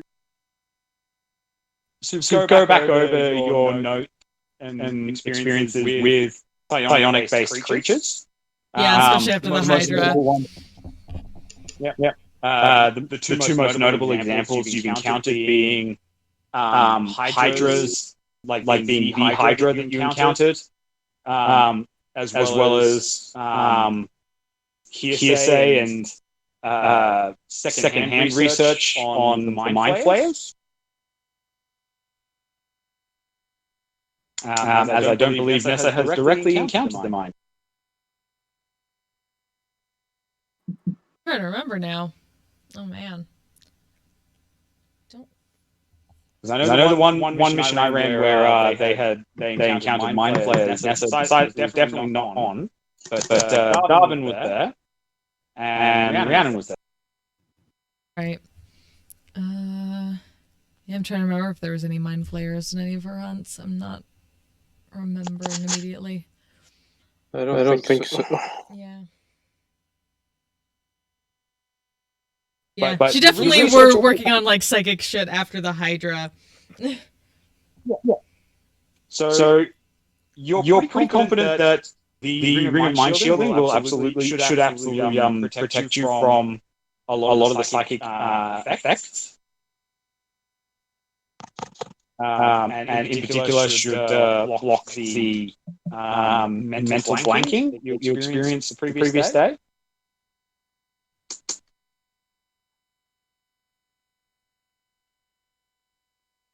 But the day is yours. You're in the company of a yellow dragonborn who apparently has a psychic breath weapon, and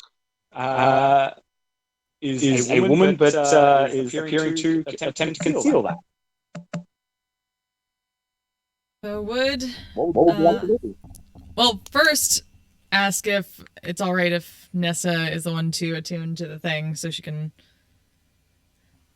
eventually cast raries before they get too close. Mm-hmm. Sure. All right, then she'll need an hour to attune. She'll unattune from. Let's see. Go with. I guess I'll have to go with my Ring of Spell Storing at the moment. Okay.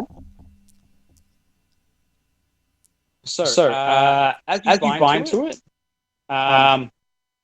it's not the most attractive looking ring. It looks like you've got a small brain nestled on your finger. Yeah. But you are aware that you can make it invisible if you choose. And you can kind of feel you can almost kind of feel like the arcane barrier around your mind.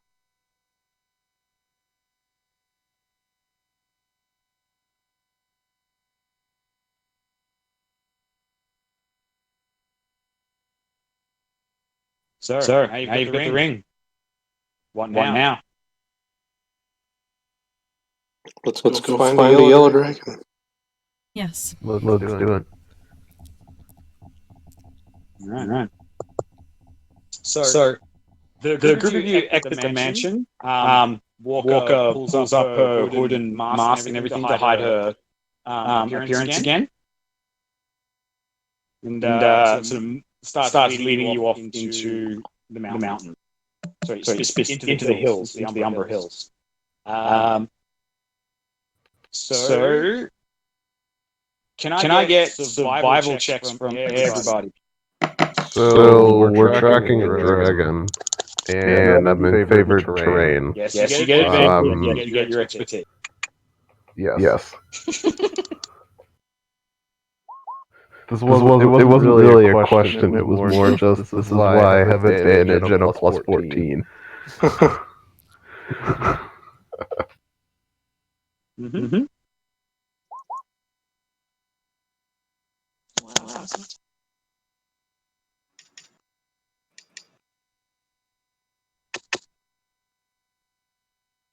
So Nessa, you are like as the group of you are kind of tromping along, you are eagerly rereading all of your notes, like absolutely fascinated by this development of not only dragons and dragonborn, of a chromatic color that nobody appears to have ever seen, or at least seen for hundreds, if not thousands of years, but also one that apparently is psionic in nature.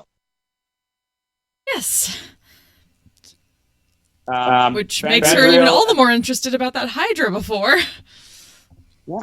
Which is also leaves you somewhat distracted from the process of navigation. Fortunately, Tariq, you easily keep pace with Walker as she moves through the terrain.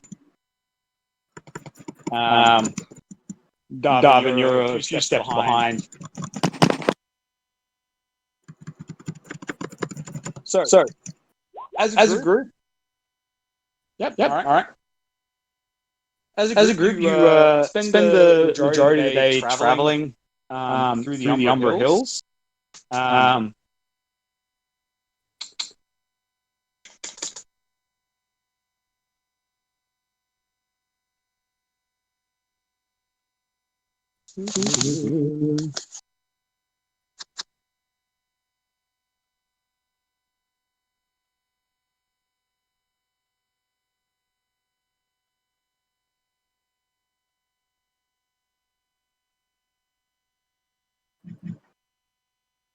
Let's have a look here and see what happened.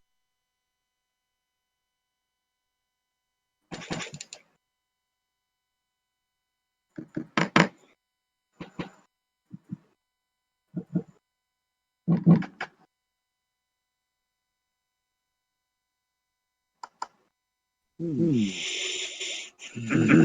you're proceeding through the hills, at one point you Walker comes to the top of a small foothill and gestures down one of the valleys where between a couple of the Umbra Hills specifically you can see what looks to be the ruins of an old tower of some description. So it says, and she's stopped wearing her mask, so you can hear her a little bit easier, but she still keeps her hood up. That's an old wizard's tower from God's known how long ago, but it's always been here. I don't know, maybe it's from back before the calamity, maybe it's time from the edge of Arcana, but all I know is I use that as a landmarker. Nez is immediately fascinated. Which is roughly here in the within the hills. So it's in the northern region. So it says this is we're starting to get into the area where my memory started to get patchy. I can remember using the tower as a navigation point, as a landmark. And then I had headed northwest from there, tracking, but wasn't able to. Can't remember. Is there anything in the tower? No, it's been not that I've ever seen. It's been ruined for years. But I also don't go poking. Generally don't like to go poking around the ruins of magical natures. It's not generally conducive to one's health. Well, nothing ventured, nothing gained. Let's go in. Yeah. If this is around the area where your memory starts getting foggy, it's as good a place to start looking for our mystery dragon as any. Mm-hmm. Sure. If that is the case, give me a few minutes. Nessa's gonna start casting the telepathic bond as a ritual. Okay. So Nessa, you take the time, cast the telepathic bond, and it's been a long time since I've read the description for rarities. Links at least 8 creatures telepathically.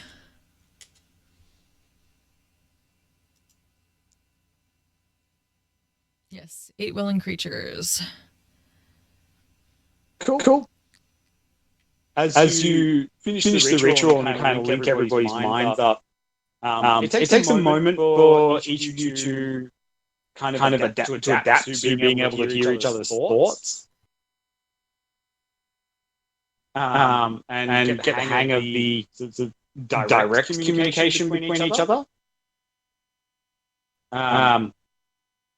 And Walker chimes in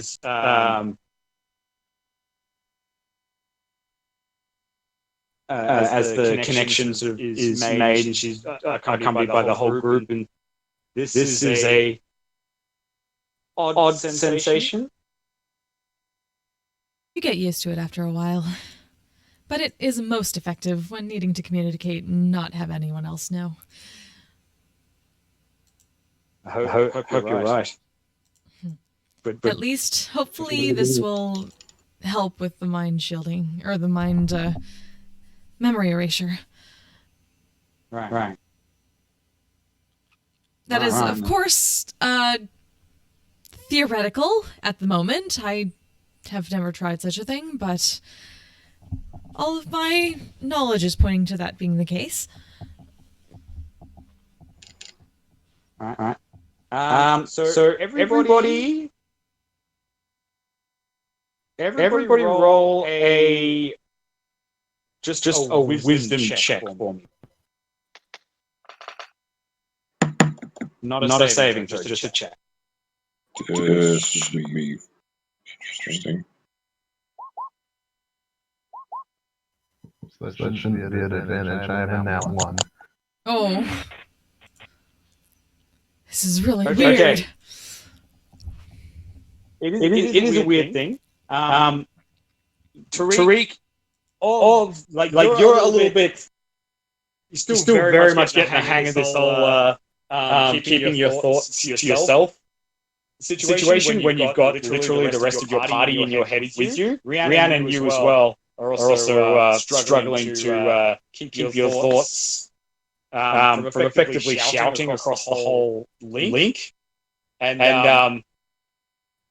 one of the subconscious thoughts that passes through both of your minds is regarding you're just reviewing the information that you know. But you're aware that Walker is binding herself, and she kind of glances over at you and says, "Just give me a moment, please."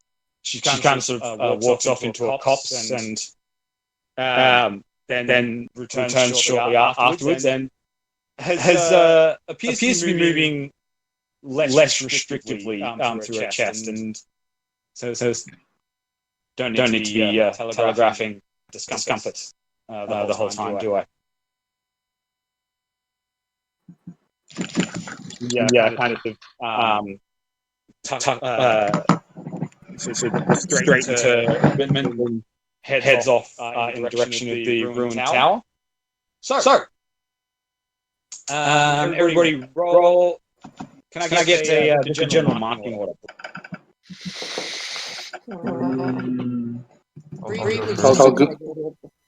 I'll go for in front. Okay, so Tariq, you're up front with Walker.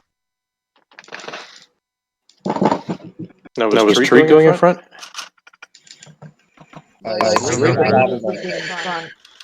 I'll flip a coin with you or something for who gets to walk first into the abandoned wizard's tower if we must.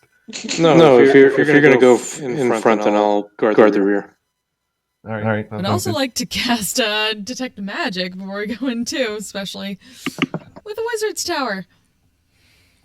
Yes. Please warn me if I'm about to step on something that will kill me. Yes, I would prefer to do that. Looking at Darvin knowingly.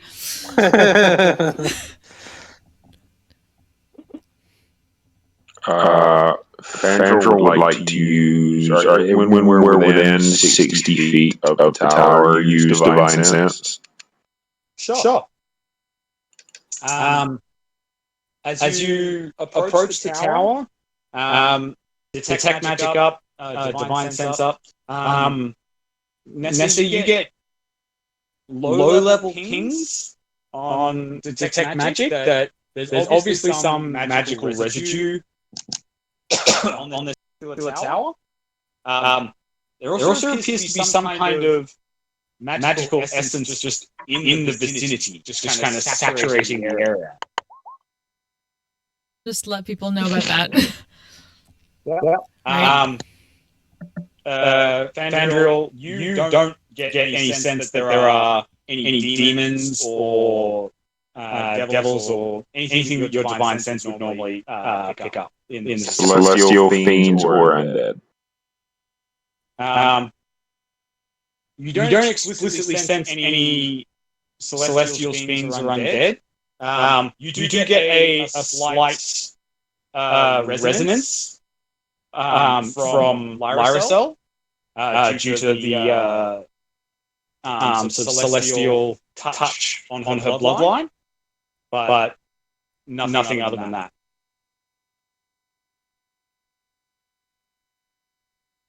Good to know.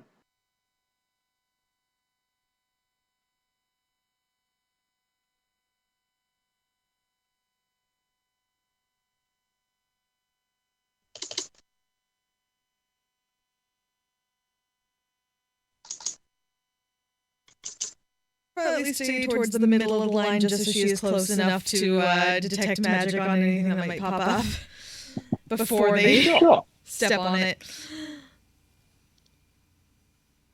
Real go behind Tarek. They need 30 feet. Protecting those behind. Okay, so say you've got Walker in front, Tariq alongside her, Rhiannon behind them, Nessa, Fandriel, Lyricel, and then Darvin bringing up the rear. Good. So Sounds good. as you guys move towards the tower,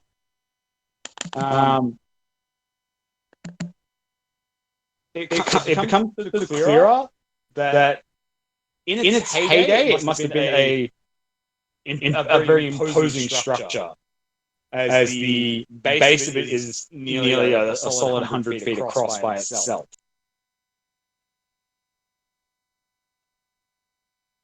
But in this age, it's obviously fallen to ruin and neglect. The crumbling walls barely reach up maybe 20 feet.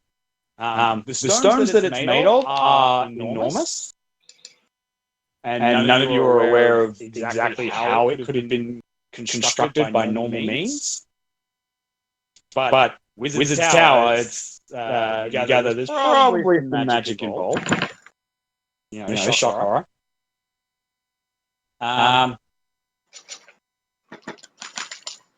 It seems derelict. There's no. There's the remains of a staircase sort of spiraling around the inside that goes up maybe like half a story and then just is broken away. So what would the group of you like to do?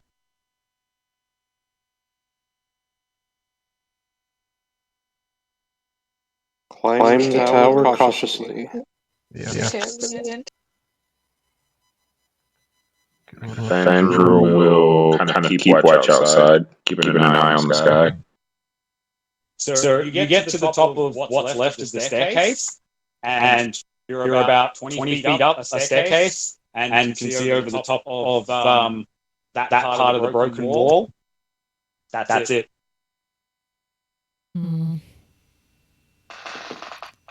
Sadness. Any like glyphs or any, like paper or anything? Any other kind of entrance? Roll an investigation check. Investigation. Give it to me.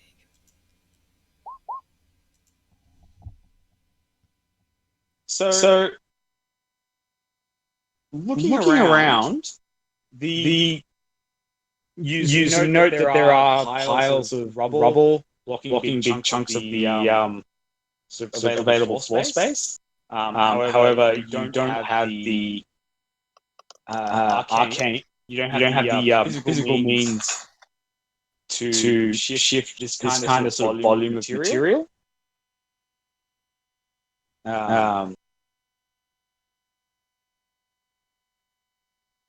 And so for all you know, there could be something under some of the rubble, but there's simply too much of it for you to.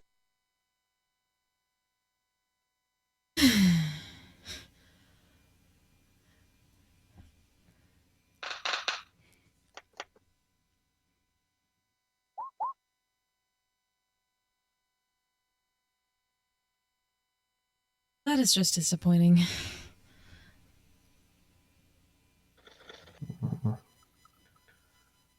So as you are looking around the ruins,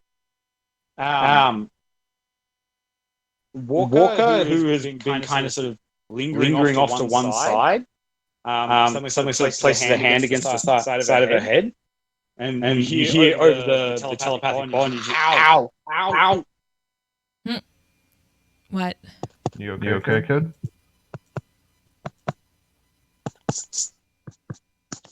She kind of sort of like having the experience of the telepathic bond. She's like one eye closed, kind of sort of looks towards the northwest. I think there's something in my head with me. Pointing me that way. Pointing you which way? And she gestures off towards the northwest. right.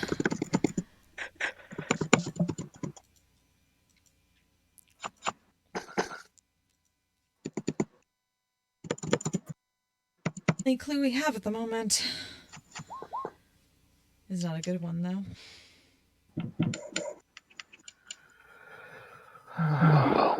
Let's go in the direction we have as any. That's why you said you were headed before, right? Yes, I think so. All right. We're now Now we're starting to very much get into where my memories are just gone. Well, let's head that way, and hopefully we don't just forget why we're here or something like that. All right. As you guys start to move out towards the northwest, everybody except Nessa make a wisdom save. I'm so good at these. Hey, 17? Okay.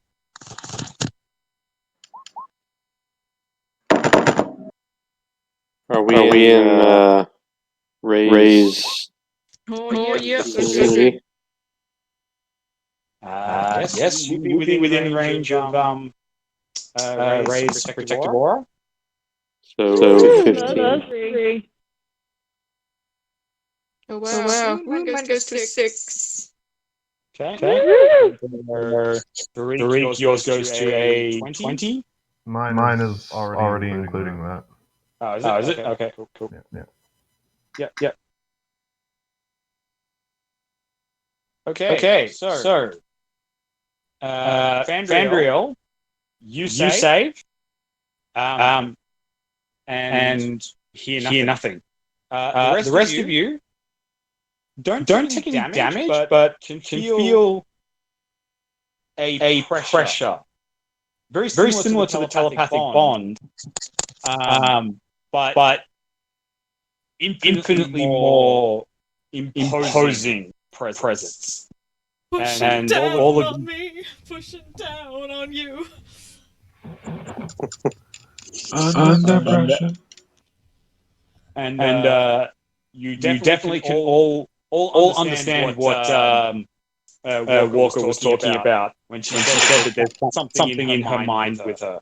As the rest of you feel the presence of another mind watching you. I shout out loud and draconic, Get the fuck out of my head! Nessa immediately looks down, or Tariq at that. As you do that, Tariq, you hear a not a gentle voice, but an unconcerned voice respond back to you. Why would I want to do that? Then I might lose track of it. You come within range of my territory, and you think I'm not going to monitor you? You are obviously looking. I'm sorry, I'm obviously looking for what? You're obviously looking for me. Yes. I have what I think is one of your children here. Yeah. I know the one you speak. Now, Where is by your the Tollyress law of parents, which we have verified through experimental evidence and analysis of all the parents that players take, you must either be dead or an asshole. Currently, you are in the mid category. However, Are you may mother proceed or to father? asshole category depending on your actions. Are you going to actually speak to her? And I've been speaking. then why doesn't she remember any of it? An occupational. Please. Come step into my home. Said the spider to the fly. That's not trap at all, guys. I would very much appreciate the other half of this conversation. He's trying to force himself into our minds. She? It. What did we just talk about with The pronouns?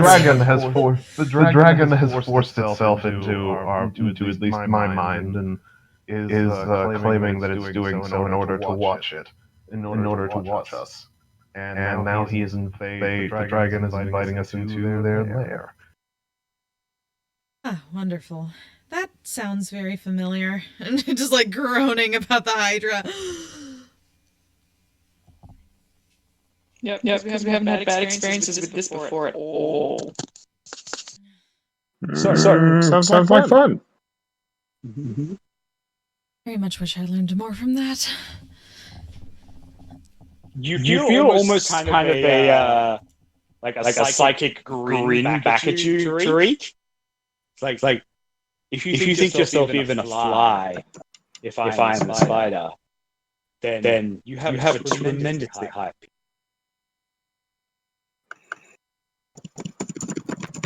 Where is your little wizard friend? You'll have to be more specific. Well, I can sense one of your cards, one of your magic. The one in the plate who thinks himself the champion of the ladies, the gift of the gods.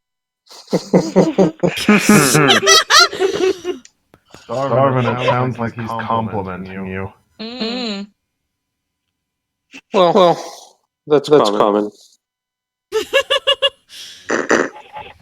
But I wonder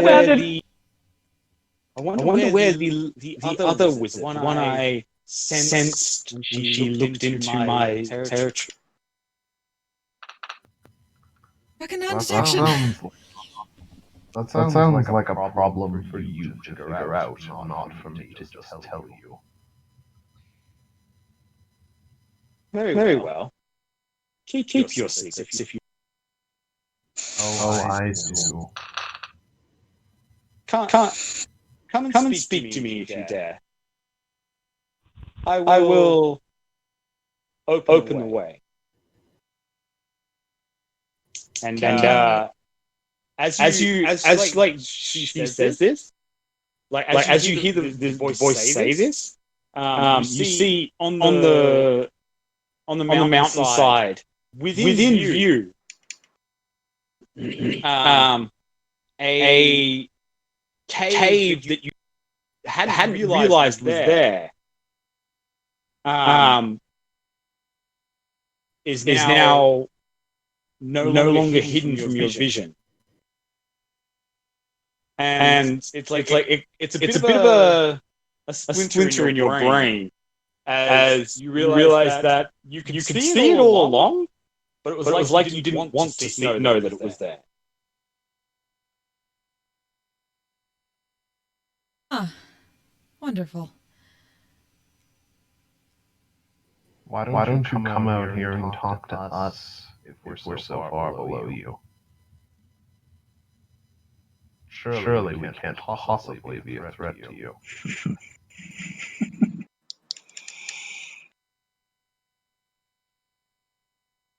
Little half-orc, I have lived as long as I have by playing cautiously and not allowing myself to be goaded into stepping out of a lair without requirement. I have no pressing need to leave my home at this stage. If you would like to speak with me, feel free to come in. But otherwise, I can stay pretty much. How far up the mountainside is the cave entrance? So you gather that it's maybe 3/4 of a mile from where you guys are. Like it's above the tree line, but not significantly high. All right. It'd be a minor trek to get up there, but nothing particularly strenuous.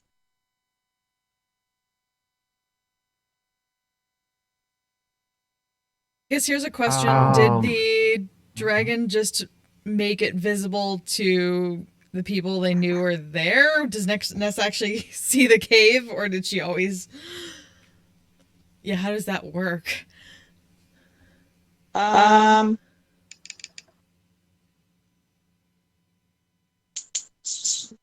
it's become visible to you, Nessa, as well. The effect that was hiding it is separate from the one that's intruding upon everyone's mind. So it's more of an illusion type thing. Correct. For the area. Gotcha. Okay.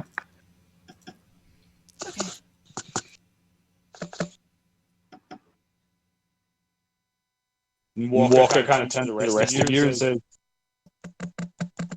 Are we going? I'm a little... I don't know what's up there. But I think I at least need to go and talk to her.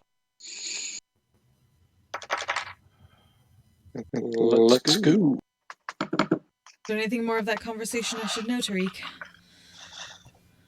The dragon doesn't feel particularly threatened by us.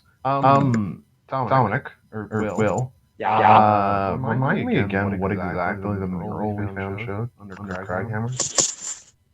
So Did it show one of the chromatic dragons running away from Tiamat? Is what my memory shows? No, the mural just showed something of the imagery that you associate with the rise of Tiamat and her subjugation of the chromatics. The yellow, the actual connection between that imagery and the presence of the yellow dragon was unclear because of the damage to the mural over time. Right. Okay. I'll just ask in here then. So we've had some experiences with worshippers of Tiamat recently. Are you going to try and kill us like they did? Because if so, this will not be a conversation. It will have to be something much more violent. You say you've had dealings with the foul. They came into our house and tried to murder us, so we technically tortured them and threw several of them from our flying castle. There's a brief pause. And then a slight chuckle. I take it you are no servants of the foul one. No. Very well. Enter my home, and you will not be harmed. Should you... Insight check. Yeah. For those of you who can hear in this conversation, she's not being... The dragon's not being subtle about it.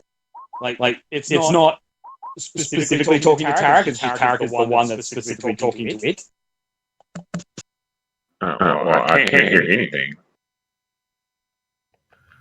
No, because you saved. Yes. Yep. All right. And let's chat, shall we? Of course. So nice to encounter mortal.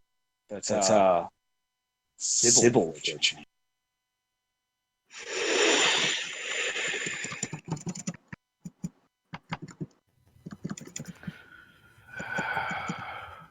As best as you can understand, as you can gather, Laracel, this creature, like as Tariq said, this creature does not feel threatened by you at all. But is at least as intrigued by you as you are by it. Well, I don't think he's going to eat us straight away. He appears to hate you, man. We hate you, man. Common ground. Yeah, so let's build on that. That sounds good. Yeah. I would not go so far as to go the enemy of my enemy is my friend just yet. It's somewhere to start. And I don't want to let the kid go alone in there. I'd feel bad. Yeah, there's no way they're going in there alone. Should I be dealing with an invisibility spell? Can't dragons see through that? Some dragons can. Yeah, it would. Yeah, I don't. Problem that if you stay under one at least for now. Once we enter the lair. Not enough time. All right.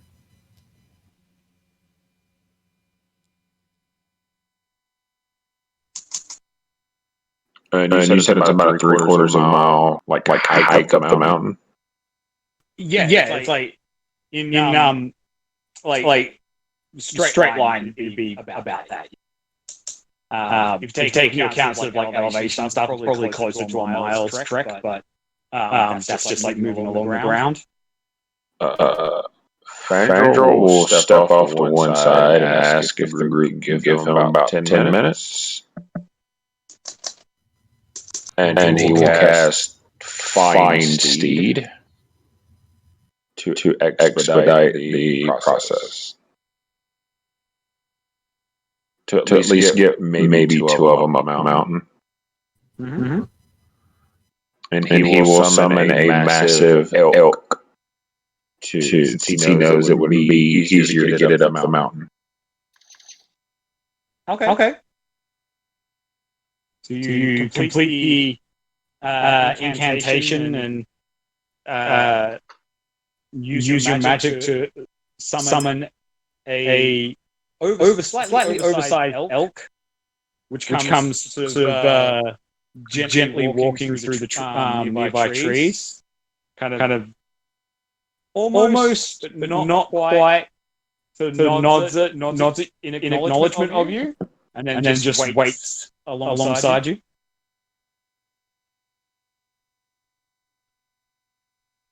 Fandral on the ground said, "Who wants to ride?" We'll pull out the carpet and then start in with the invisibility spell. I am fine, thank you. Shrug. No. I'll pull out my wand of polymorph and turn myself into an eagle. Giant eagle. Okay. Well, I can't go on the carpet, so I'll go with the new guy. I will also pull out my wand of polymorph and turn myself into a giant owl.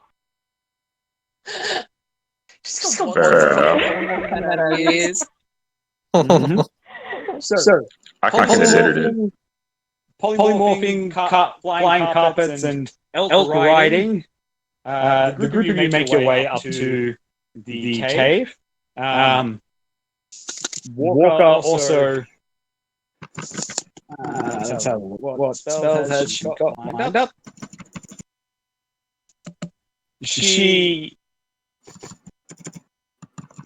I would suggest that someone join me on the carpet, though. So it's not just a random flying. Precisely.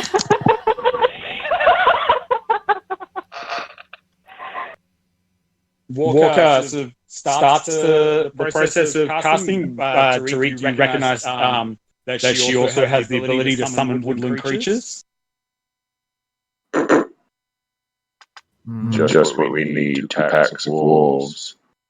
And then Nessa mentions the carpet, and she somewhat reluctantly climbs onto the carpet and is a little bit like white knuckled with her grip on the edges of it.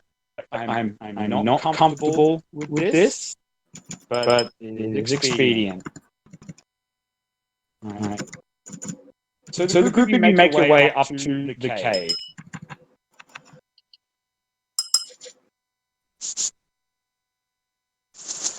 As you make your way in,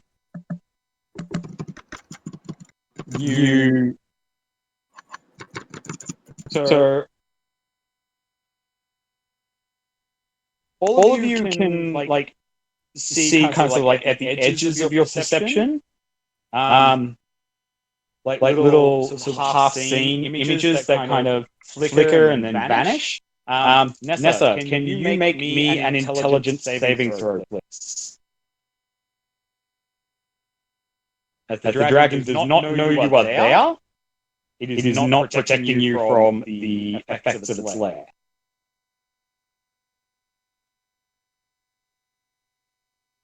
Yep, okay. You're fine. Yes, you are fine. So, Nessa, you're able to see a little bit more of it than the others because the dragon's not actively suppressing the effects on you. And you recognize illusory magics that are kind of threading themselves through the stones within this cavern. Which are psionic in nature.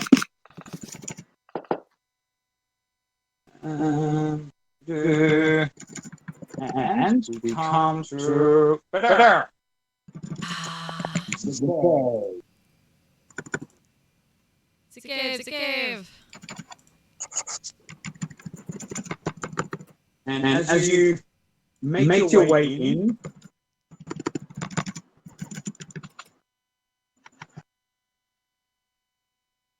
I will drag out your tokens to the appropriate area.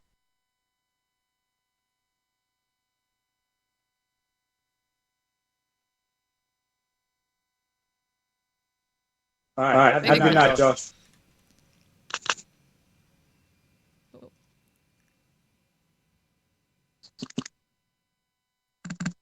Oh, good, man. Gotta get some sleep.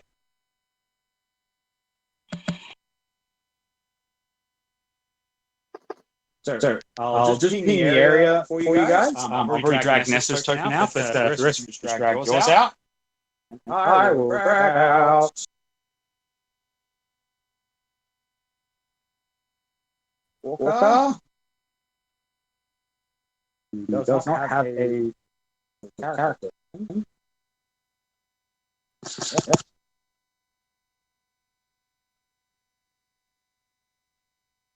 Also.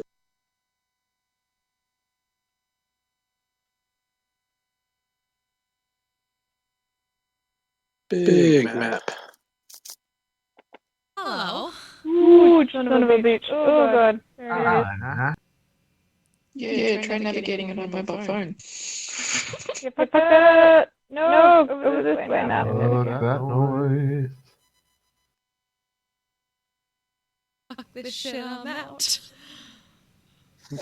So as the group of you move through the cavern complex,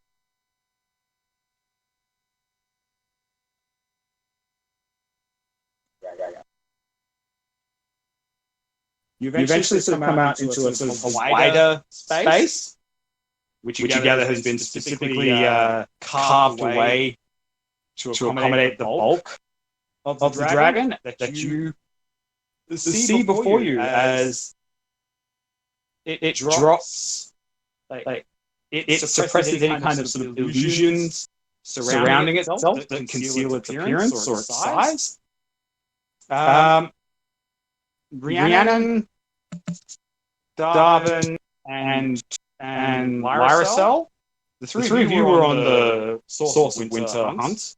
Yeah. And have dealt with Prime Dragons. Tariq, have you done any Prime Dragon hunts? I did Drip Bang, the green. Okay. What about you, Ness? I don't think you've done any of the Primes yet. No. Okay. So, you're the only one who the size of this particular dragon, which is quite obviously ancient, possibly even older, is immense even by their colossal standards.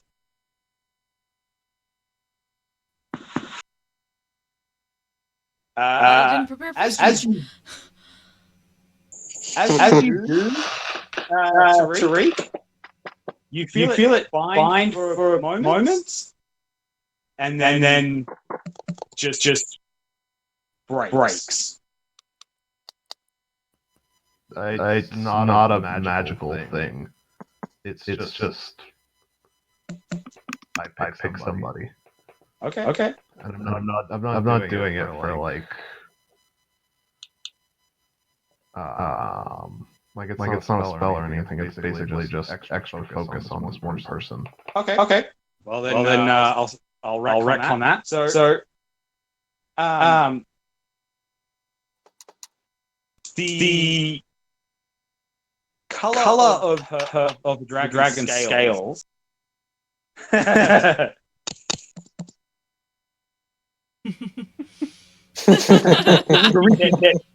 Tariq engages edgelord mode. How is squinting an edgelord thing? He pulls out his old man glasses so he can prepare to yell. Multifocals. He's finding just that right spot on the multifocal for it. Mm-hmm. Yeah. So the dragon stands up from where it's resting on the ground and stretches a bit and walks over to you, big thudding steps as it moves closer. Not in an aggressive way, just physically getting closer to you. And stretches, and you can see where most dragons usually just have the one set of chiropteran wings on the shoulders. This creature has two, as well as the four legs that most dragons have. I haven't heard that word since Blood, the Last Vampire, and I love it. Nice wings. It's a great word. It is. And it kind of stretches and does a bit of what is fairly obviously showing off, because it's majestic and it knows it. And I'm too sexy for my wing. Too sexy for my wing. Say majestic and I know it. And as it sort of finishes its stretch and looks down at the group, Nessa, you notice that it like glances directly at you. Mm-hmm. And says, I believe you can, or specifically, it just looks at you, and its mouth opens slightly, but you don't hear anything. None of you hear any sound coming out of its mouth. But the rest of the group can hear who didn't make the save, can hear its voice in their mind saying, you can tell your wizard friend to drop the invisibility. He sees you. Yes, I assumed. We'll drop it. Nice wings. Thank you. There's your child. You should talk to her. Don't worry. I will speak with Pearly and when it is ready.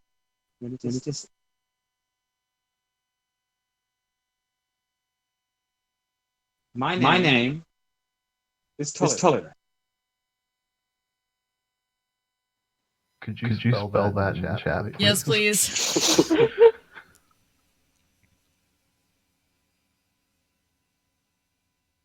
Because it sounded like you just said Tulliver, like Oliver, but with a T. Yeah, that's what I heard as well. Tollyress. Tollyress. Okay. Tollyress. And she kind of glances at Nessa again and says, I can't see the mind of your companion. I assume you have some kind of enchantment protecting her from me being able to see into her mind, but there's a slight inconvenience in that. It also means I cannot speak. As all of you kind of cotton on that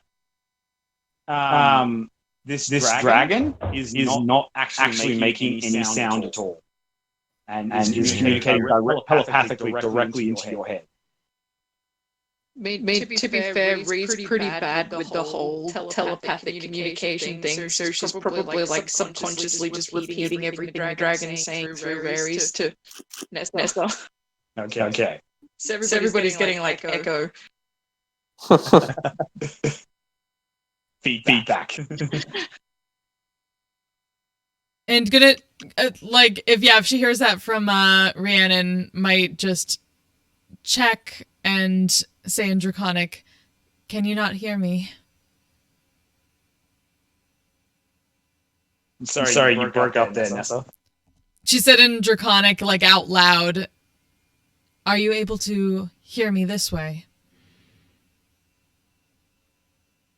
I can hear your word. Hear the sound, but I cannot speak to your mind without a mental. She says she can't speak to your mind, Nessa. Tollyress will pass along your messages to Nessa.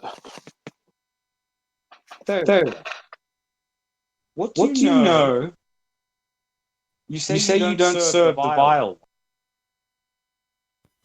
No.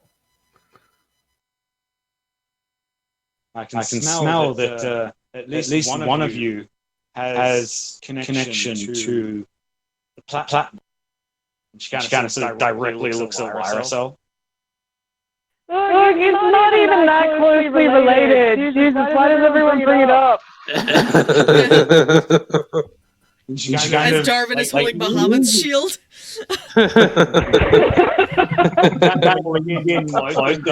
Gives you a bit of a Galadriel side eye for a moment, which is a little disconcerting when it's coming from a head the size of a house.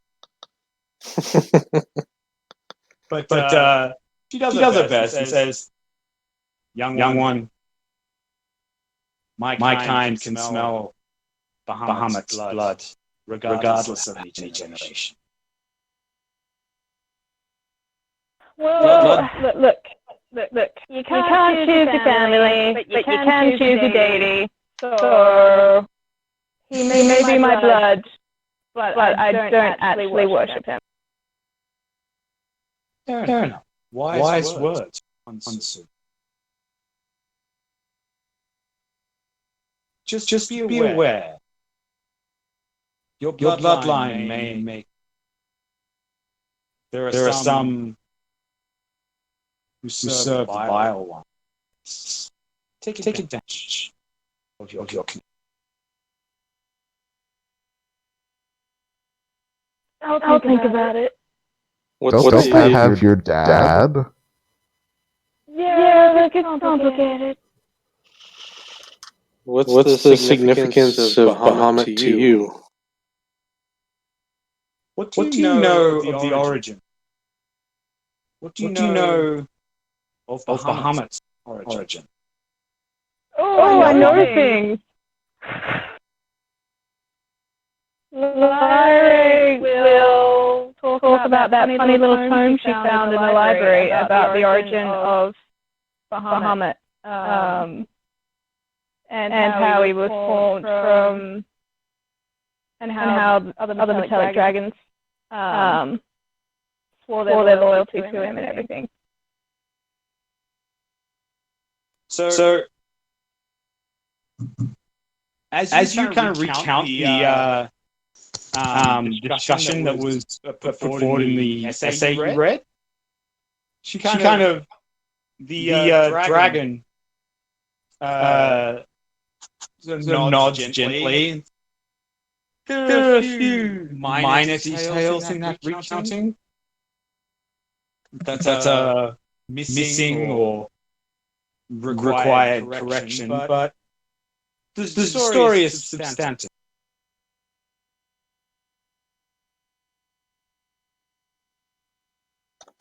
The one you know is Tiamat, who my kind generally refer to the Vile. Came to the prime material long before the versions of your race had even properly descended. And some of my chromatic brethren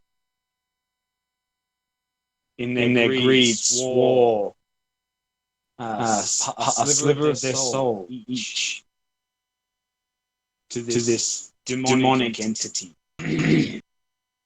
But when it came to me, I saw turned my back. Because I saw that in taking a slice of their soul, it had bound those colors to them forever. And so my brothers and sisters, the children were forever twisted. Their collective souls twisted, bent towards evil. And then the metallics banded together in opposition to save. We dragons are separate from the ethics and morals that you creatures. But we have our souls. We would protect. The metallics banded together, and the purity of the group that joined their souls together became what we know as what you know now as the Platinum. And took the name Bahamut and named the demon that had stolen the chromatic souls as Tiamat, the scale.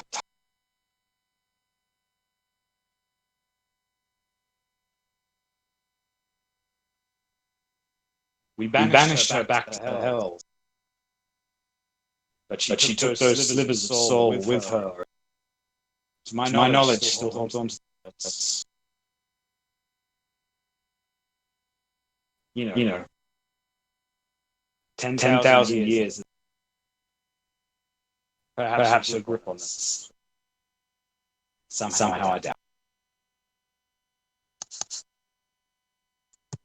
I went into hiding.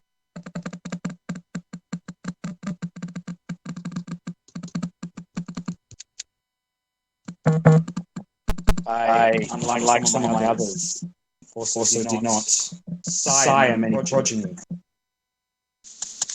and maintained a distance from the world, seeking to keep my eyes on. And then I sensed rumblings that her agent, that the Vile One's agents were afoot in the world again. And so I have come out of hiding myself in order to attempt to counteract her influence. Perlian there is one of only three children I have ever sired. Well, birth. And as the discussion has proceeded, you gathered that the dragon you're dealing with is female in her discussion. And she nods. You gather that she's sharing a private word with Perlian, or Walker as you come to know her.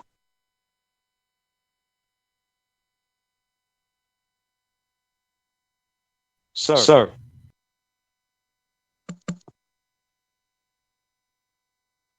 now you have some understanding of who I am. Tell me, who are you? I'm Tariq.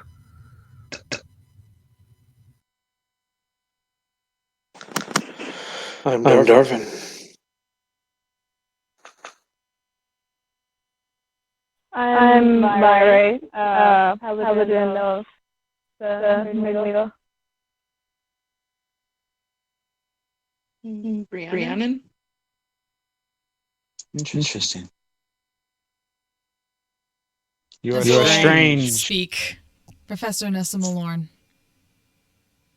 Just hearing that side of the conversation, assuming.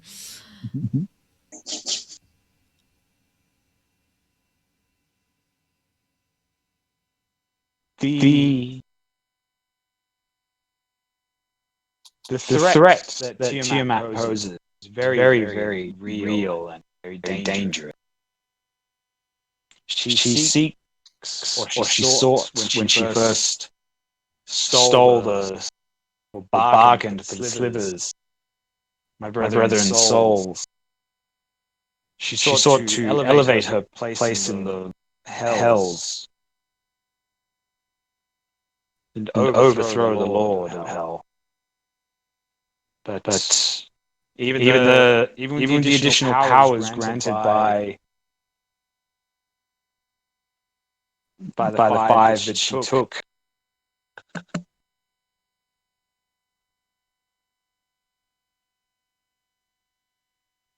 she was never able to rise any further that I've heard.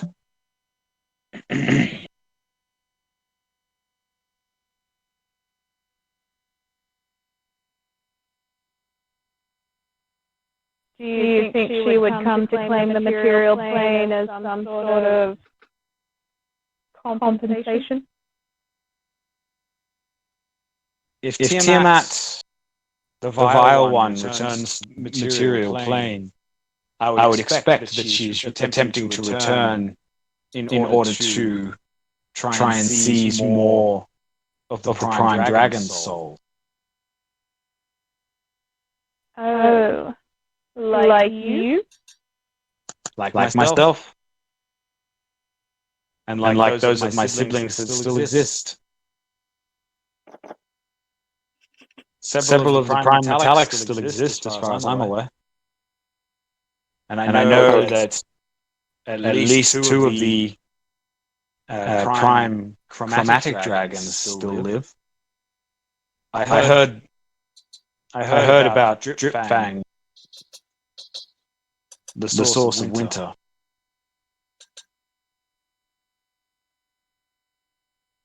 How can we keep those of you who didn't join with her apart from her? Keep her from getting to you. Well, I'm generally protected. The one thing that I managed to inherit from our parent is probably the best word for it. That protected me from the Vile One. Unfortunately, she also has, to a greater degree, but my immunity to magic and my psionics allow me to mask myself. In order to find me, she would have to compromise those protections in the first place. Be wary facing her. Whereas I can resist magic in general and are generally immune to magic beyond below a certain level of power. The Vile One is far more resistant than I am. I mean, I don't think we were planning on exactly going to the hells and fighting her. That sounds like a losing proposition. Well, I mean, my brother's there, and she probably has him. I meant to bring it up, but like it's just been like crazy and stuff. Then hopefully we can get him back without having to fight a fucking goddess. her home. Yeah, okay. I did try a wish spell, but it didn't work. I mean, I'm all up for punching a goddess in the face. and then getting eaten. You can certainly Better try. said than done. I'll just Easier keep said punching than her. done, to be fair. Well, I mean, punching her in the face is probably pretty easy. It's the escaping the ramifications of punching her in the face that could be more difficult. I mean, unless you've taken some sneaky levels in monk, it won't even hurt her. I could smite the punch. True. You need to get that second level in Paladin. You do. Bullshit! Fucking Paladins not having smite from first level. Bullshit.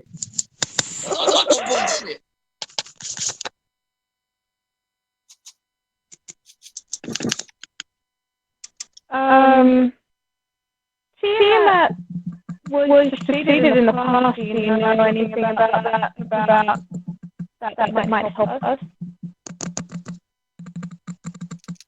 The way that she was defeated last time, I'm not sure work. Again, she was on the prime material at the time. We needed the full strength of the platinum dragon in order to banish her back to the hells.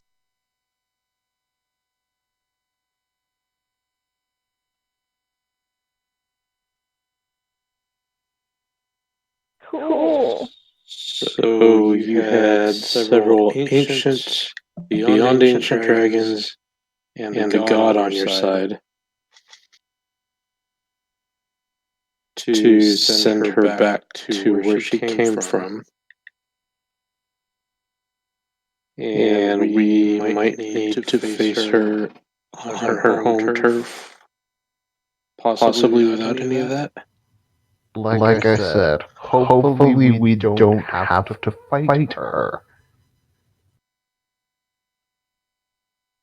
Very much suggest against that. Yeah, that's probably a good idea.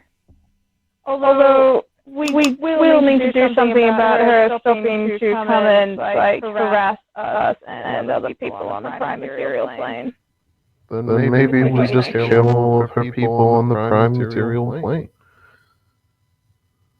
Keep killing the prime chromatics. Drive them off this plane. See if we can find a way to cage the souls of the assholes of her mortal servants so we can stop them resurrecting. This is a question. Do you know where the other prime chromatics are? The prime chromatics have attempted to hide themselves as almost as well as I have. I've sensed whispers of some of their stray thoughts, specifically those of my blue-scaled brother, far to the south of here, and our the red scale is masked from me. I can sense his life force, but I cannot sense their mind. Any black one?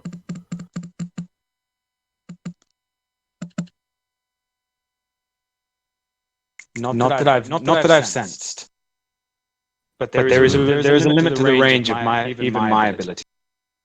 Just because I cannot sense them doesn't mean that they're not.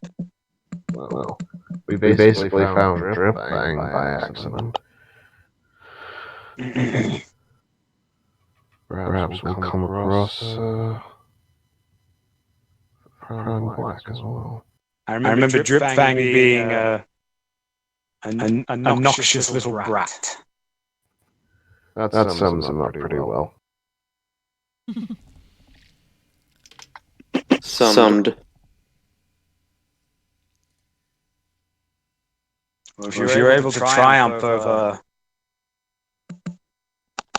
Dripfang, and I sensed the destruction of the Heart of Winter, so I imagine you overcame Glazeclaw.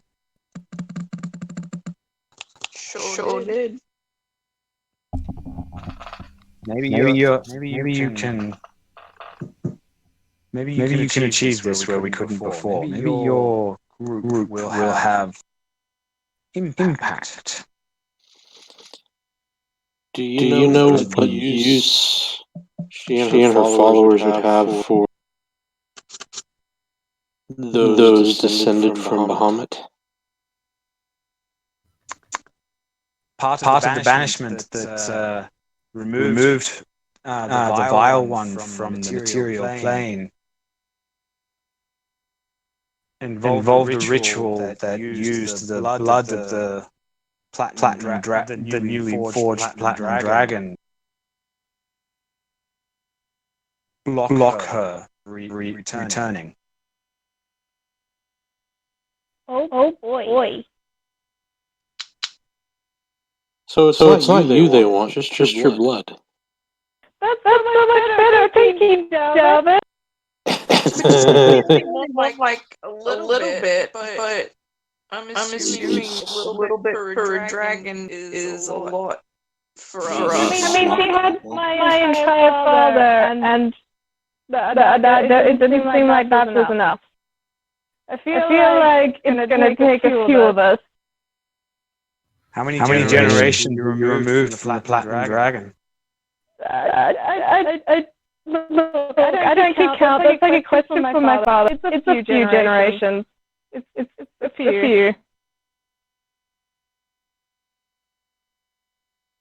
Then they may need to capture all of the descendants. All of the what's the word you use for them? The god Asama. All of maybe they need to gather all of you to get enough concentration of Bahamut's essence to break the enchantment. Well, I know that my father and my brother and myself know about anyone else, but that doesn't mean that there aren't others.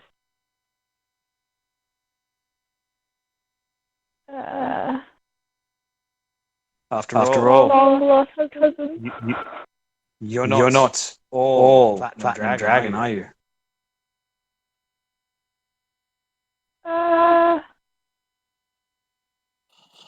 No. Wait, are you saying all the Asimar are descended from Bahamut? Not all of them. But Asimar, as you call them, like tiefling. But touched by the celestial instead of the infernal. Where tieflings have had their bloodline perverted somewhat by the touch of devils or contracts throughout history. The Asimars have their blood derived from a godly sort. Bahamut was known every few generations to come and sire a few more to keep his progeny on the material and guarding the realms. However, other gods have done the same thing.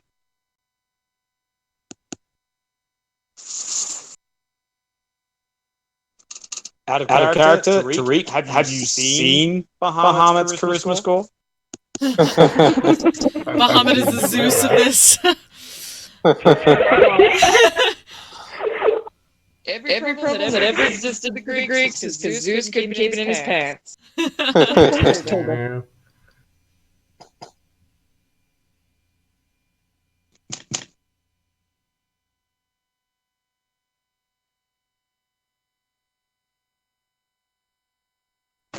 Now, as I can sense some of you are a little twitchy about my treatment of my daughter here. I could not stay visible in the world to guide. But I did my best. My psionics reached out occasionally, guided her, helped her while she slept. But I could not return to the world until there was great need. Can you imagine the damage that could be wreaked if one such as the Vile One got a hold of my soul?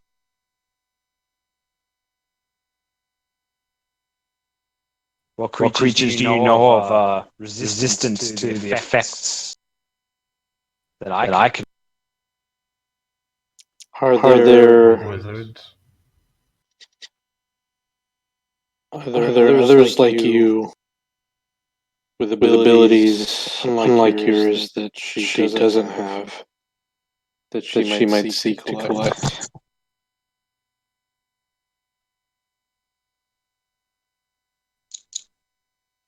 There was five of us that she gathered. The red, the white, the black, the green, the blue. I avoided it. As did my purple sister. I knew it! Purple dragon! Yes. Nessa just suddenly has an orgasm and writes. and That's at this point. So there's just like one page in Nessa's notebook that's just all caps, bubble letters, purple dragon with like sparkles all around. Surrounded by like little stars. Underlined in little cyan page out of like a 12-year-old high school girl's notebook. That was her like, I knew it. I knew these existed the moment she saw yellow. Your abilities seem to be psionic in nature. What is the purple?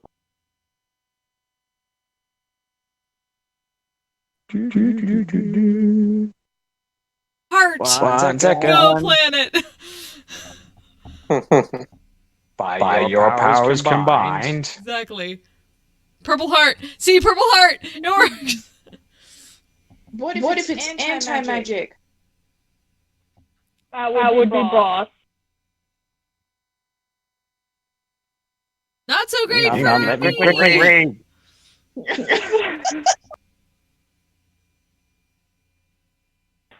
You're killing me here, Smalls. You're killing me.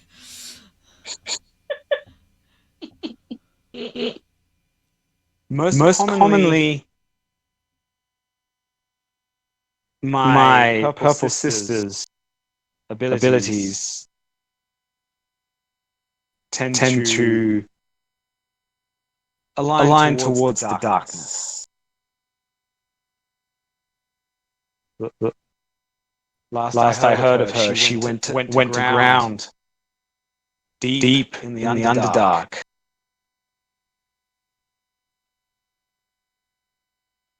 Oh, I get it. It's Princess Celestia and Luna. I get it. The sun and the moon. Her capabilities tend to be shadow-based.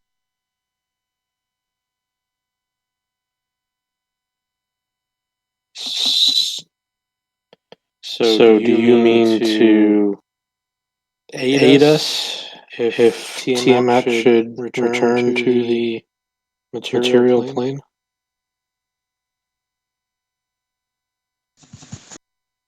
If the Vile One is able to return,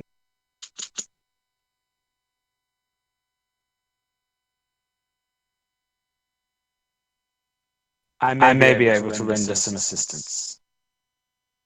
Do you believe your sister would do the same? That I cannot say. She was always something dispassionate, caring not for the troubles of the world, as much as my kind can be arrogant, disconnected.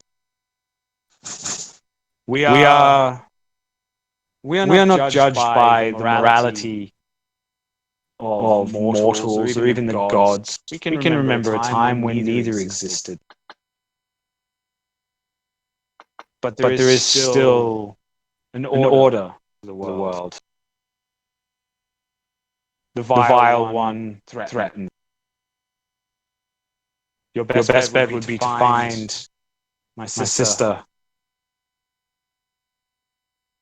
Strike into the Underdark. See if you can find her there. Is there any additional aid or advice you can offer us?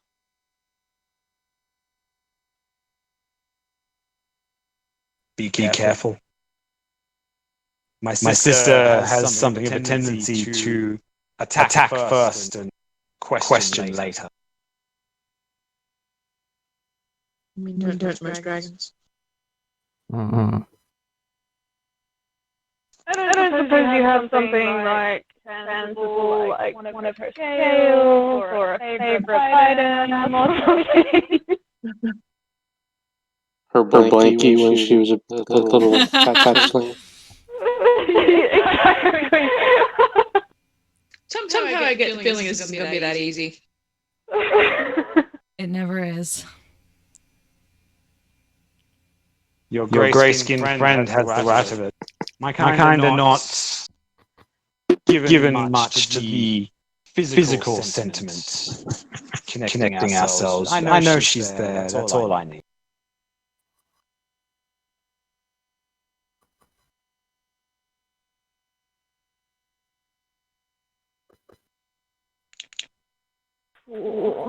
Actually, Lyricel, roll a perception check for me. There isn't going to be any shinies in the cave. No shinies in here. Of course there aren't. Every dragon has a hoard. Books. It's books. And every Darwin has a hoard. Just damn it. There is no hoard. She was sleeping on the floor.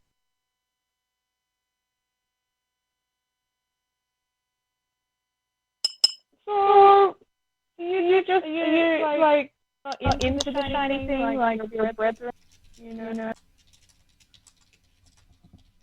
It'd be hard to be on the run and have a horde with you, I imagine.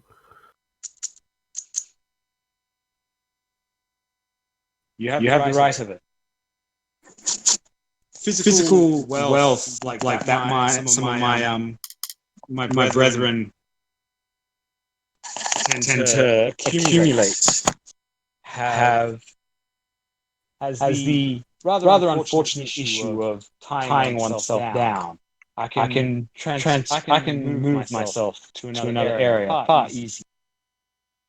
Besides, I acquire a different Knowledge. Yeah. Hello, Dozer. That's a good understanding look at that. Hearing it from when people repeat it. Mm-hmm. So, and with that lore dump, I think we might call it there for now. Ew. Purple dragon is coming. Yes, it's a Purple Dragons Part 2. There's I mean, there's gonna be Purple Dragon Knights. Hey. As long as it's Purple Dragon Scales, I wish to bargain for Purple Dragon Scales. Oh god, yeah. One.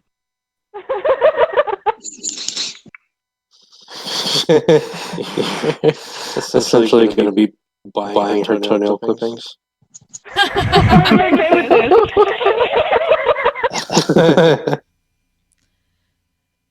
We need at least but mine one is of each like- color. Make the most badass pride necklace. I'm pretty sure Darwin already started that. There you go. Yeah. Oh yeah. Nice. Do you happen to have a spare scale you might not mind me taking? I would prefer no. Fair enough. Oh, the sound of disappointment. What if you offer her something in exchange, Darwin? And by something, I don't mean your dick. I mean knowledge. I can offer you Discounts. knowledge of the finest brothel in the land, and I offer a coupon. Okay, Nessa just like elbows Darwin, knowing it'll do Al, and then just like Al getting the funny bone hit. Ow! I'm wearing plate armor. Yes. Darwin, I don't think that'll work very well. The yellow dragon kind of like you get the impression that she would that if she wasn't the size of a skyscraper and a lizard, that she would be smirking at you. And then there's a flash of arcane energy, and you see that she's transformed into a stunning elven woman with a light yellow sundress and golden hair all the way down her back. Hello. I arch my eyebrow.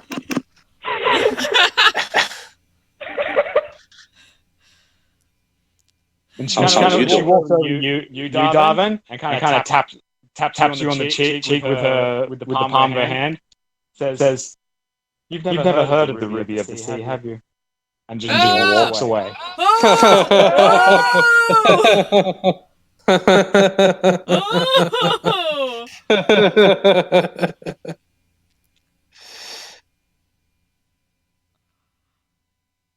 Hot damn. And on that piece of shade, damn. we might call it there. Sweet. And now, because I hadn't actually planned on like a whole purple dragon thing, but I'm just like, great, I'm gonna do that. If it wasn't going to be a purple dragon. Yeah. Rainbow dragon. Orange dragon. Did you anticipate that we were going to try and kill this one? Yeah. I considered the possibility. Yeah, I know you did. I know you did. I saw it stat block. Did you think we were going to? It's like that hunt you did with us, David, where you expected us to storm the gate and then we talked our way out of it. Yes. Let's go. And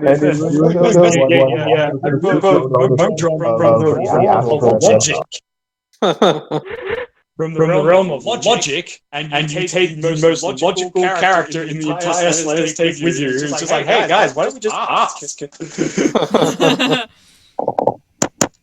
We're learning, guys. We're learning. We're learning things. You learn to not shoot her. It's cray.